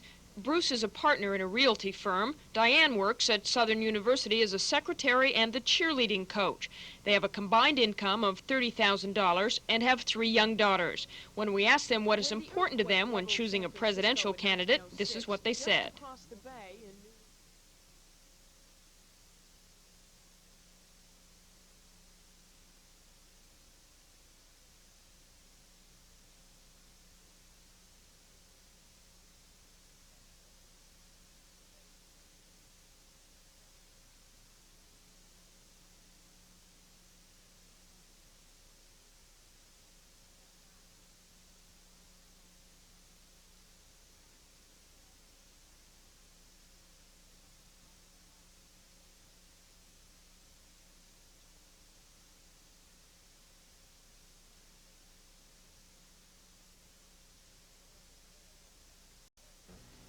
We have an update tonight on our Five Families series. Throughout the 1988 presidential campaign, we're following 5 American families in an effort to learn just what influences voters as they choose a candidate. In just a few minutes, we'll be joining the Rodriguez family in Denver, Colorado, and give them a chance to question Republican presidential candidate Robert Dole live via satellite. But first, some background. Daniel and Mary Rodriguez live in the Lakewood section of Denver. They have 2 teenage daughters and are first-generation Mexican Americans. Politically, Mary considers herself an independent who leans toward the Democrats. She voted for Walter Mondale in 1984. Mary teaches bilingual education and is working toward a master's degree. Daniel considers himself an independent also, but leans Republican. He voted for Ronald Reagan, both in 1980 and 84. He has a military background and is currently the executive director of the Hispanic Chamber of Commerce in Denver. Our chief correspondent, Martha Bradley, is with the Rodriguezes in Denver tonight, where she will moderate our special interview. Martha? Thank you, Chet. This is the second visit we've made with the Rodriguezes in 3 months. The first visit, if you'll remember, the Rodriguezes weren't very interested at all in Campaign 88, and I think they'd be the first to admit tonight they're not all that interested in it yet. Let me ask you, why not, Dan? The reason is, Martha, is we don't have that much information on all the presidential candidates yet, but it is getting very interesting, especially after last night's debates. Okay, Mary, why aren't you interested at this point? You're a very busy woman, first of all. Yeah, that's right. And then we haven't heard a whole lot on the presidential candidates. It may be eye-opening for people in Massachusetts who are inundated with information about presidential candidates.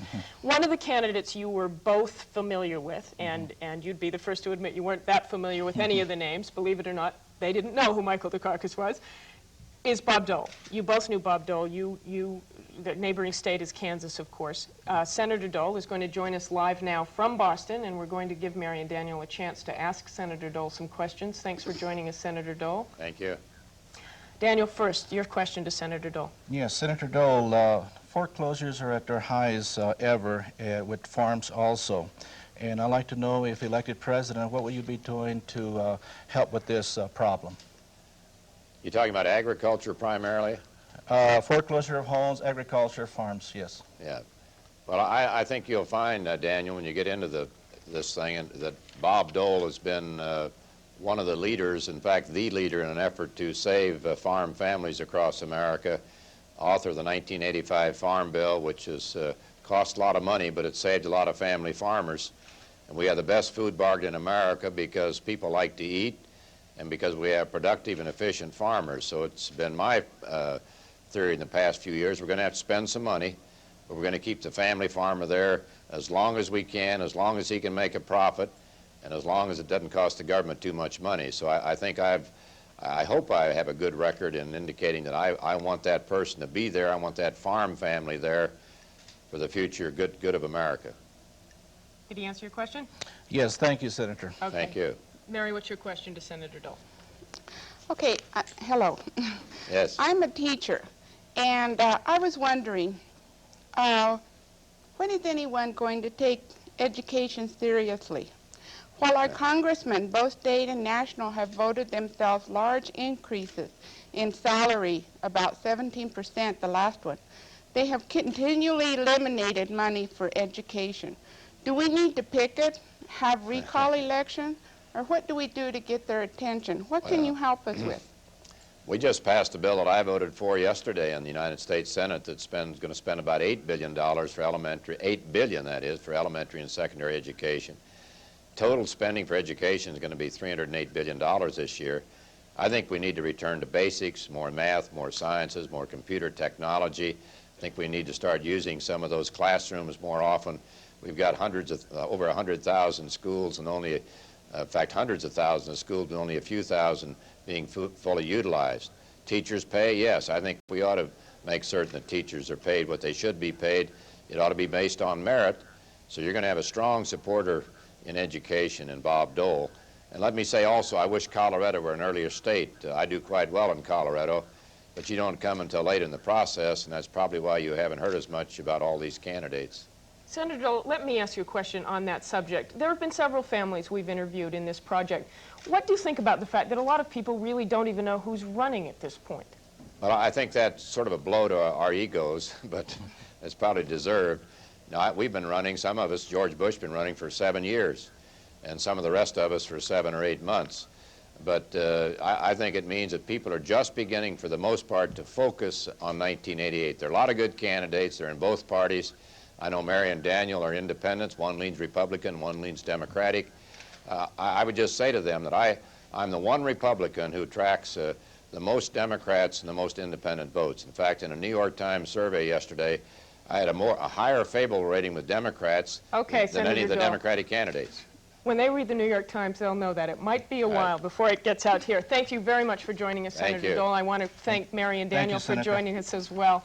We will be following the 5 families across America in our year-long project, and we'll bring you more. We're off to Iowa tonight. This is Martha Bradley reporting live from Denver.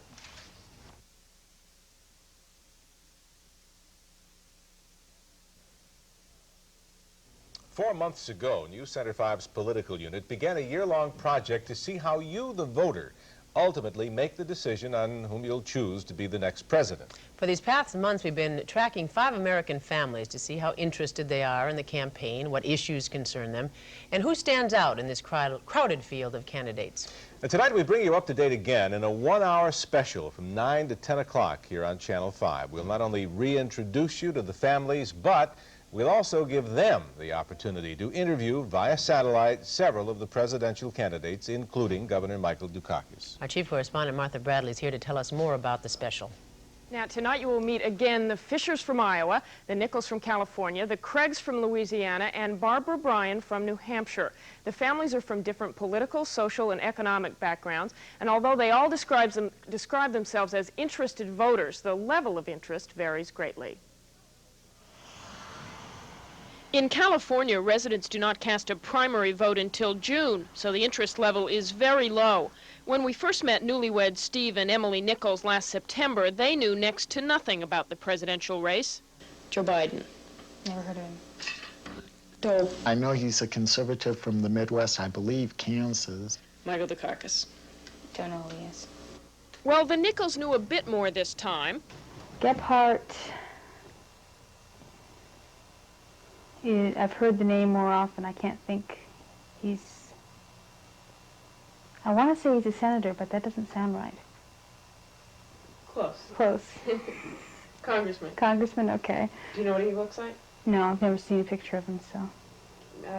Michael Dukakis. The governor of Massachusetts. And I've heard of him, but I've never seen him. While the presidential candidates have been walking the snowy fields of Iowa for the last several months, the farmers have already harvested their crops and canned food for the winter. But despite their busy lives, they've kept very good track of Campaign 88. In Iowa, with caucuses just around the corner, farmers John and Mary Fisher have been watching every step of the race from the beginning. In late September, when then-presidential candidate Joe Biden was accused of plagiarism, we got live reaction from John and Mary. He would probably, for his own sake, probably do better to drop out at this point in time. In Louisiana, Bruce and Diane Craig have known all along what kind of candidate they're looking for, but they haven't found him yet. It's like a big joke, the candidates that are running for president, you know, instead of them just coming out to just be yourself. That's all the people want. Be yourself, be honest about what you say, not just to get a vote, but be yourself. In Colorado, just like in California, the interest level for the Rodriguezes has been very low, despite Gary Hart's reentry. I'm still hearing of candidates coming in and thinking about it. I still haven't heard anything as far as what are they going to do, okay? But it's quite a different story in New Hampshire, where Barbara Bryan has not only kept a political diary, she has met over half the candidates personally. I was not so much interested in what Senator Dole said as to if he was being himself and really cared about it, and I would give him a 50-50 somehow, whatever. So tonight at 9, you'll meet all of these families once again and see the many changes they have gone through. One of the families might switch parties. Another is near making a decision. You'll also see all of the families live, linked together by our new Star Satellite Network to interview some of the presidential hopefuls. We'll see you at 9. Natalie and Chet.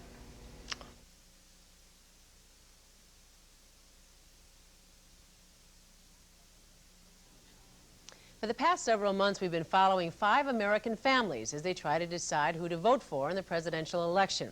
One of those families is from Iowa and participated in last night's caucuses. As Martha Bradley of our political unit reports, both John and Mary Fisher made last-minute decisions.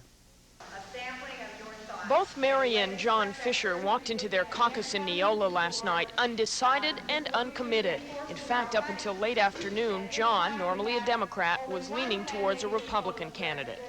Until about noon today, I really thought I was probably going to go to the Republican caucus, because if the election were held today, I'd probably vote for Bob Dole, but really my heart still lies with the Democratic Party, and to me, some of the big issues such as the Contra funding and Star Wars and the economic policies, I really feel the Democrats have my heart more so than the Republicans. Both the Fishers have had a difficult time with the Democratic field, feeling the Democrats lack leadership ability. Mary, too, had thought she might cast her vote for Dole some weeks ago, but when 7 o'clock came around, they attended the Democratic caucus and listened one last time to the pitch for each Democrat. We have only one candidate to oppose Representative Lightfoot. After the speeches, it was decision time. Simon Group. Simon Group can go over here in this corner. The Gephardt Group. John followed the signs for Dukakis, but reluctantly. As far as leadership, I'm a little disappointed in the current crop of Democratic candidates. Mary went reluctantly to Dukakis as well. Today I read position papers all day, and I really thought I'd come here undecided. That was not a viable group. I thought perhaps Babbitt, that was not a viable group.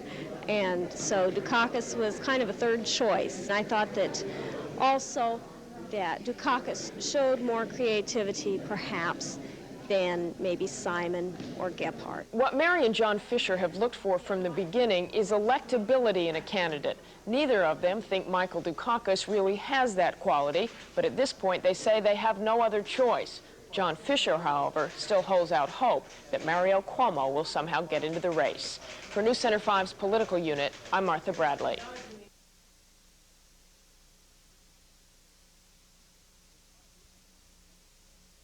Well, as part of News Center 5's coverage of Election 88, we have selected 5 families from across the nation, and we have sampled their views on the presidential nominating process. One of those families is from Louisiana, the site of one of tomorrow's Super Tuesday primaries. Our chief correspondent, Martha Bradley, joins us live now from Baton Rouge with Bruce and Diane Craig. Martha?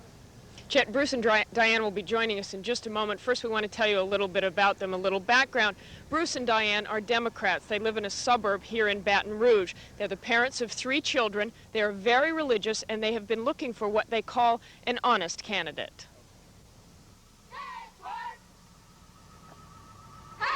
Diane Craig is the coach of the award-winning Southern University cheerleading squad, a job she truly loves. My first love is God, me and my family, and cheerleader falls next, okay? And it's just a great job. I enjoy working with the girls and the guys on the squad. Leslie, this is Bruce Craig. How are you? Bruce Craig is co-owner of a real estate firm in Baton Rouge. When we first met this couple and their 3 daughters, they weren't too interested in presidential politics, but have followed it closely since then. And what they have seen in the Democratic field, they are not happy with. I watched the debate on TV, and it's like a big joke. The candidates that are running for president, you know, instead of them just coming out to just be yourself. That's all the people want. Be yourself, be honest about what you say, not just to get a vote, but be yourself. I tell you, as far as the whole debate was concerned, I was a little let down. Nobody really stood out. Well, voting day is tomorrow. Bruce and Diane join me live now. We'll talk to you in just a second, Diane. Bruce, first of all, I know you've made up your mind. Who gets your vote tomorrow? Tomorrow I'll be voting for Michael Dukakis. And why is that? I particularly like his stand on balancing the budget. I feel that he will be a pretty strong person as far as president, someone who will basically follow the policies that he said he was going to follow when he was campaigning. A month and a half ago, you told me you thought he was boring, lacked leadership. Well, you know, right now we're faced with choosing from a limited group of people. And Right now, I feel that Michael Dukakis is the best out of this particular group we have to choose from. I got to ask you quickly before we go to Diane. You know we're from Massachusetts. Did that have any effect on your decision? That had no effect at all, Martha. Okay, thanks a lot, Bruce. Okay, Diane, what do you think you'll do tomorrow? It's a decision between Gore, Jackson, and Dukakis. Who do you think is closest to the top? Gore and Jackson. If you had to vote right now. It's undecided. Okay, why do you like Gore and Jackson? Honesty. I asked you this a couple months ago. How can you tell a person's honest? Listening to them talk and just watching them on television, and I just believe Jackson and Gore is more honest than the Dukakis. Okay, thanks very much, Diane, and we'll let you know exactly how she votes tomorrow. Just to update you, so you'll remember, the people from Iowa both voted for Michael Dukakis in the caucuses, and our woman from New Hampshire voted for Jack Kemp. Reporting live from Baton Rouge, Louisiana, I'm Martha Bradley. Chet and Nat? Thank you, Martha.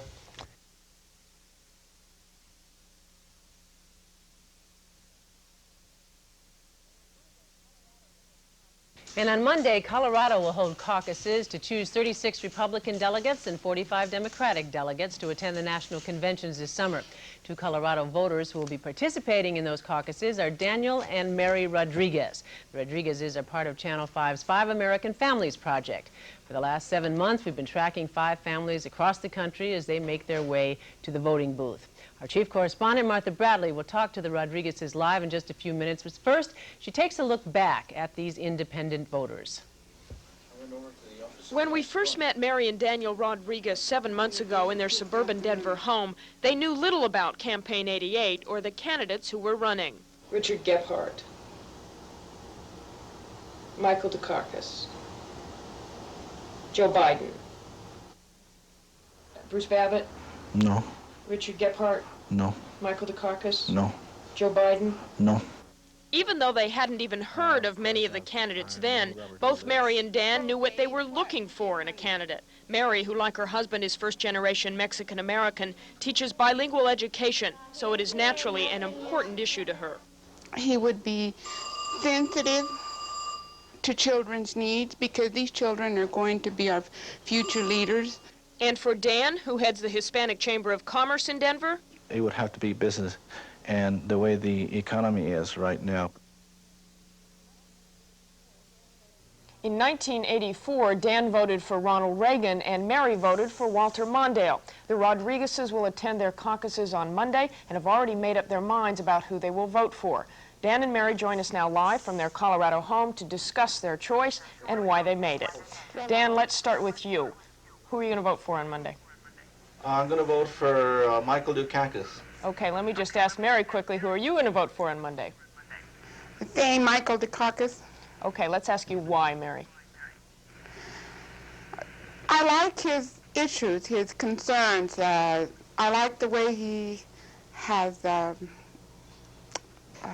I'm nervous, what he has done in the state of Massachusetts as far as getting people back to work from welfare. Let me ask you, Dan, you said all along when I first interviewed you last September, you knew very little about the race. You said you were very interested, but you'd probably only manifest that interest just before your caucuses. How did you educate yourself about these candidates because you knew so very little about them just a couple of months ago?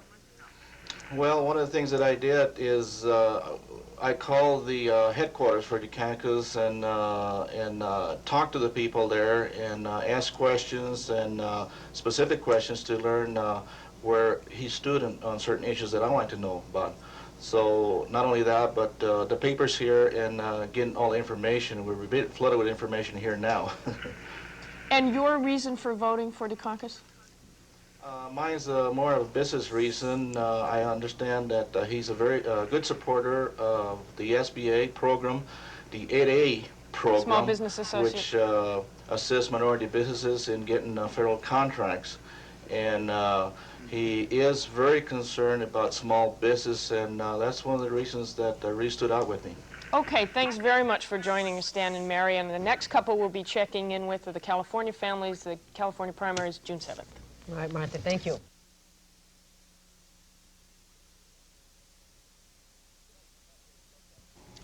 Tonight's campaign close-up. For 10 months now, News Center 5 has been following 5 families across the country as they make their choice for president. We wanted to find out why they voted, how they got their information, and what ultimately attracted them to the candidate they voted for. And now tonight, with just days before the beginning of the Democratic Convention, our chief correspondent, Martha Raddatz, brings us an update on these 5 American families.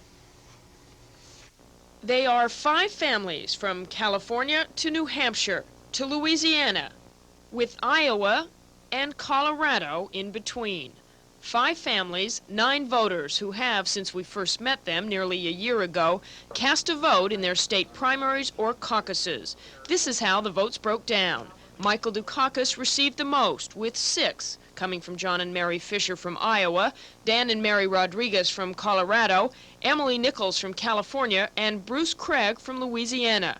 Bruce's wife Diane cast her vote for Jesse Jackson, and Emily Nichols' husband Steve voted for Pat Robertson. Jack Kemp received 1 vote from Barbara Bryan in New Hampshire, who's now faced with what she says is a difficult choice. I don't think they're the best of the bunch. I think they bought their way in. They had the most money.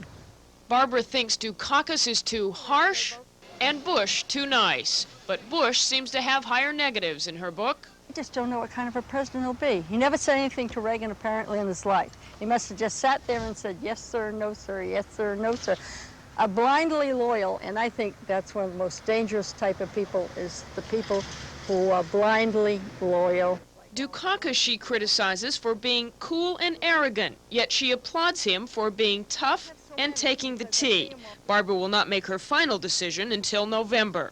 In Colorado, Dan and Mary Rodriguez have not made their final decision yet either, even though both voted for Dukakis in the primaries. It seems like I'm more confused now than I was back then, but there have been more debates now, and that is why I'm undecided. I'm a little confused right now. One of the reasons the Rodriguezes are confused is because they now believe a vote for Dukakis would be a vote for taxes. He's saying he's going to raise taxes, and I don't need any more taxes being taken out of my paycheck. Mary says she's sure she read that somewhere. Dan is aware of the tax issue but knows it's in Massachusetts. Since I've been following Dukakis, I did find out that in Massachusetts he did raise taxes. And so it does concern me a little bit because of the way the economy is. Now, Bush has stated that he will not raise taxes, so that is a big issue as far as I am concerned and as far as the way the economy is here in Colorado. Down in Baton Rouge, Diane Craig has heard about taxes, too. I believe it's something like if he had a choice, he'll go behind the person that's cheating on the taxes. But what I can gather from that, he's going to raise taxes if he becomes president. And how do you feel about that? I don't too much like it. I don't have any money to give now. Taxes or no taxes, Dukakis would still be Diane's choice, even though she is disappointed he did not choose Jesse Jackson as a running mate. Bruce Craig was also hoping Jackson would be the choice. Right now, I feel America isn't ready for, probably a black person in the top position. And as the polls indicate that they're really not ready for a black person in the second position either. But for some reason, I just don't feel that that will be founded in the general election in November. An election where Bruce will cast his vote for Dukakis. In California, the governor would be pleased with what Emily Nichols knows about the Massachusetts tax hike. Have you read or heard anything about Dukakis' stand on raising taxes or not raising taxes? No. You've heard nothing about what happened in Massachusetts as far as taxes are concerned? No. The one issue Emily does know about is abortion. She's against it, but still would vote for the pro-choice candidate, Dukakis, unenthusiastically, however. It's not as much what I like about Dukakis, it's the fact that I don't like Bush that much. And husband Steve, the Robertson primary voter, would have just about as much enthusiasm for the man he'll vote for in November, George Bush. I'm not real excited about him. Like I said, I feel that he's better than Dukakis right now. And finally to Iowa. John and Mary Fisher still stick by the man they decided on 5 months ago. Right now, I'm more excited about Mike Dukakis than George Bush. George has a lot of credibility problems as I see it. He's still tangled up in the Iran-Contra deal that he claims he never knew anything about. And, the Ed Meese deal, that's real sleazy. Mary compares Dukakis to her husband.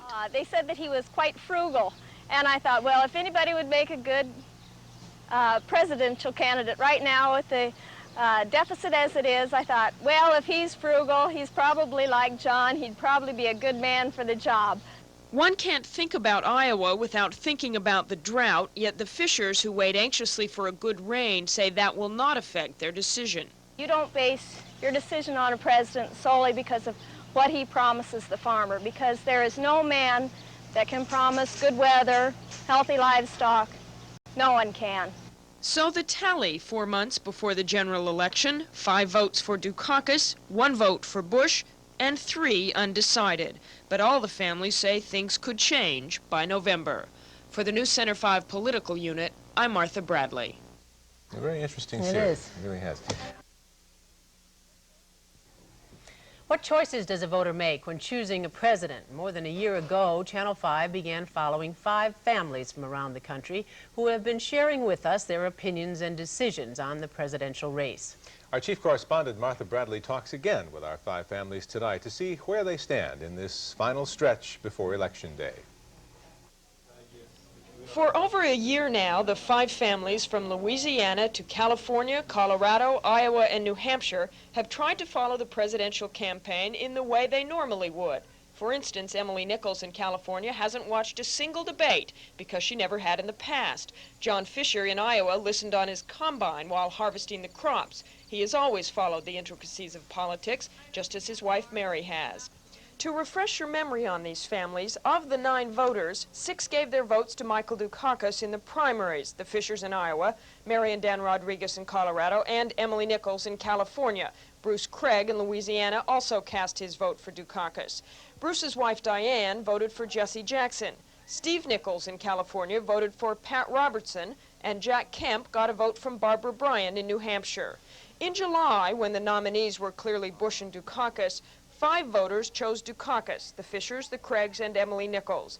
Steve Nichols was voting for Bush, and 3, the Rodriguezes and Barbara Bryan, were undecided. Today, Dan Rodriguez has made up his mind. I will be voting for Vice President Bush. And why did he go from Dukakis in the primaries to undecided and now to Bush? I think Dukakis has some, I think he means well, but I'm still afraid that he is going to raise taxes, and he did not come out and say that he would not raise taxes. Dan's wife, Mary, remains undecided. They're both interesting people. They seem to be very challenging in whatever they do.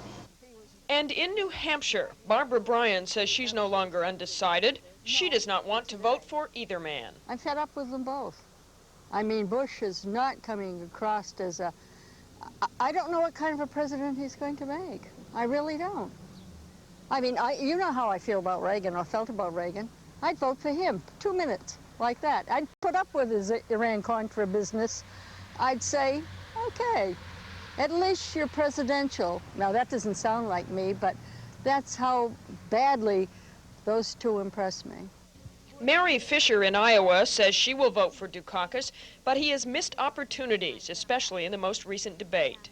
I thought that maybe Mr. Dukakis could have played a little bit more on emotion, and I wanted him to, but he was still on issues, which is what people say they want to hear, but that's not really what people want to hear. I think people are really identifying with emotion. John Fisher supports Dukakis, but doesn't think he'll win. You know, the American people seem to be, they seem to have gathered in this illusion of prosperity based on borrowed money and credit at the private and public sector. And they seem to have the attitude that why change? You know, things seem to be going along all right. And I guess that goes back to my original idea that if the economy didn't go to pieces, then George Bush would be elected. In Louisiana, the Craigs are both solidly behind Dukakis. He seems like he's very honest and straightforward, and I kind of like that. Bruce Craig was not happy with Dukakis in the debate, however, and his answer on capital punishment. I was shocked. You know, he came off too quick as far as his answer, and it was like he was just spouting something that was memorized. I think that if something happened to Kitty, I mean, I would be, if it was my wife, I'd be enraged. In California, Emily Nichols still supports Dukakis. I like Mike Dukakis better because of the fact that he's different. And we've had Ronald Reagan in for 8 years. A tradition her husband Steve would like to see carried on with George Bush. I found that when Michael Dukakis said, if George Bush thinks that Robert Bork was a good choice, that's a reason to vote for Michael Dukakis. I thought, no, Mike, that's a reason to vote for George Bush. That leaves a total of 5 votes for Dukakis, 2 for Bush, 1 undecided, and 1 who says if the election were held today, she would not vote. Almost all of the families say they tend to ignore the polls, but the majority also thinks it is highly unlikely that Michael Dukakis will win. Nat?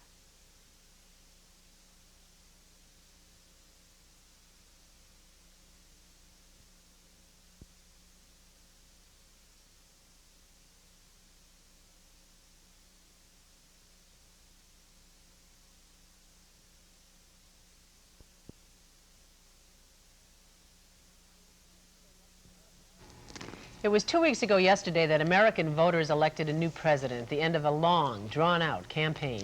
As part of our election coverage, News Center 5's Martha Bradley selected 5 American families last year and followed them through the campaign kickoffs, the primaries, the debates, and the post-convention battles. Tonight, Martha takes one final look back at those 5 families and how they made their decisions on Election Day.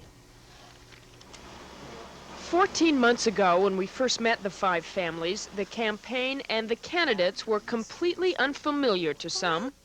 I'm going to name candidates, and if you've never heard of them, say it. If you know anything about them, tell me. Joe Biden. Never heard of him. Dole. I know he's a conservative from the Midwest, I believe Kansas. Albert Gore. Don't know him. Bruce Babbitt. Mm-mm. George Bush, Vice President, who's been pretty quiet. Michael Dukakis. Don't know who he is. For others, like Iowa's John Fisher, the political process had already grabbed his attention, so much so that he apparently could read into the future. I don't know if the 7 Democrats who are currently running for president are electable the way it stands today. I think if George Bush or Bob Dole were running today against any one of the 7 of them, Bush or Dole would probably be elected. John ended up voting for Michael Dukakis, still holding out hope. As time went on, I thought, well, maybe Governor Dukakis could pull this one out. But the Republicans responded so hard and so negatively that they seemed to set the course for the election. John's wife, Mary, last year was not making predictions in the presidential race, but she knew what she was looking for in a candidate. I'd say probably the best family man would probably be the best country man, because you make such a commitment to a family that in a larger sense, a nation is a family. Mary, like her husband, voted for Dukakis, but in a recent letter she told me she was angry that Bush had won by making molehills out of mountains and Dukakis lost by failing to blow gently on the glowing embers. Mary now talks emotionally about the campaign. When the election returns came in on TV, I said to the kids, that's enough, you can turn it off. I know the end now. And I was real disappointed. What disappointed you most? Oh, I think what disappointed me the most is that I didn't perceive the campaign to me to be fair. The way storybooks end with a good guy ending, it doesn't happen that way in real life. And this time I really bothered to care. I paid attention. I read issue papers. I did strange things that I had never done before, and I really was more informed this time than any other time. For Bruce and Diane Craig in Baton Rouge, the #1 qualification for a candidate, they said last year, was honesty. How do you tell if a person's honest? Well, personally, it's a gut feeling for me. And then you kind of pray about it. I'm not saying that God say, Diane, come vote for Pat Robertson, you know. Now, if God tell me that, I'll do it. But I'm not saying it. It's like more of a gut feeling. And her gut said Dukakis. Well, I liked Michael Dukakis, the family structure with Kitty there, his family. I felt that he was honest. Bruce cast a similar vote, but less enthusiastically. I voted for Michael Dukakis, and the reason why was because It was a vote against George Bush and Republicans. Steve and Emily Nichols in California, you saw, were not terribly interested in the race in the beginning of this project, and frankly, Emily's interest never seemed to grow at all during the year. She cast a vote for Dukakis for really only one reason. I grew up in a family that didn't support Reagan very well, and so it was just, I liked what Dukakis had to say, and I didn't like Bush. Husband Steve voted just the opposite. I decided that I wanted to keep the nation on the same course that it's hitting already, so I voted for George Bush. For Mary and Dan Rodriguez in Colorado, issues always played a part in their decision. Mary voted for Michael Dukakis because he seemed to be leaning more towards education than towards anything else. And Dan voted for George Bush because I liked what he said about not raising taxes. Finally, in New Hampshire, Barbara Bryan didn't care about the issues. She cared about the man. But in the end, she simply could not find the quality she was looking for in either George Bush or Michael Dukakis. On Election Day, Barbara Bryan did not vote for president. I was so disgusted with both of them, with everything. It was sad, very sad. Barbara Bryan called me this morning from New Hampshire and said, judging from what she has seen of George Bush over the last few days, she would now cast her vote for Bush if given the chance. She said he has demonstrated since his election that he is his own man and a capable leader. Now, it may seem, listening to the piece, that the Democrats far outnumber the Republicans. In fact, when we first selected the families, we had approximately the same number of Democrats, Republicans, and independents. But it just so happened that all of the independents ended up voting either Democrat or, like Barbara Bryan, not at all. Now, Chet, it was a fascinating project. It really was. Yeah, It was fun to watch, too, seeing and where follow they them. came from and ended up and why they did it. And how emotional Mary Fisher got. I know. She really was very involved. She wrote me all the time and her thoughts on the election, which were always very insightful.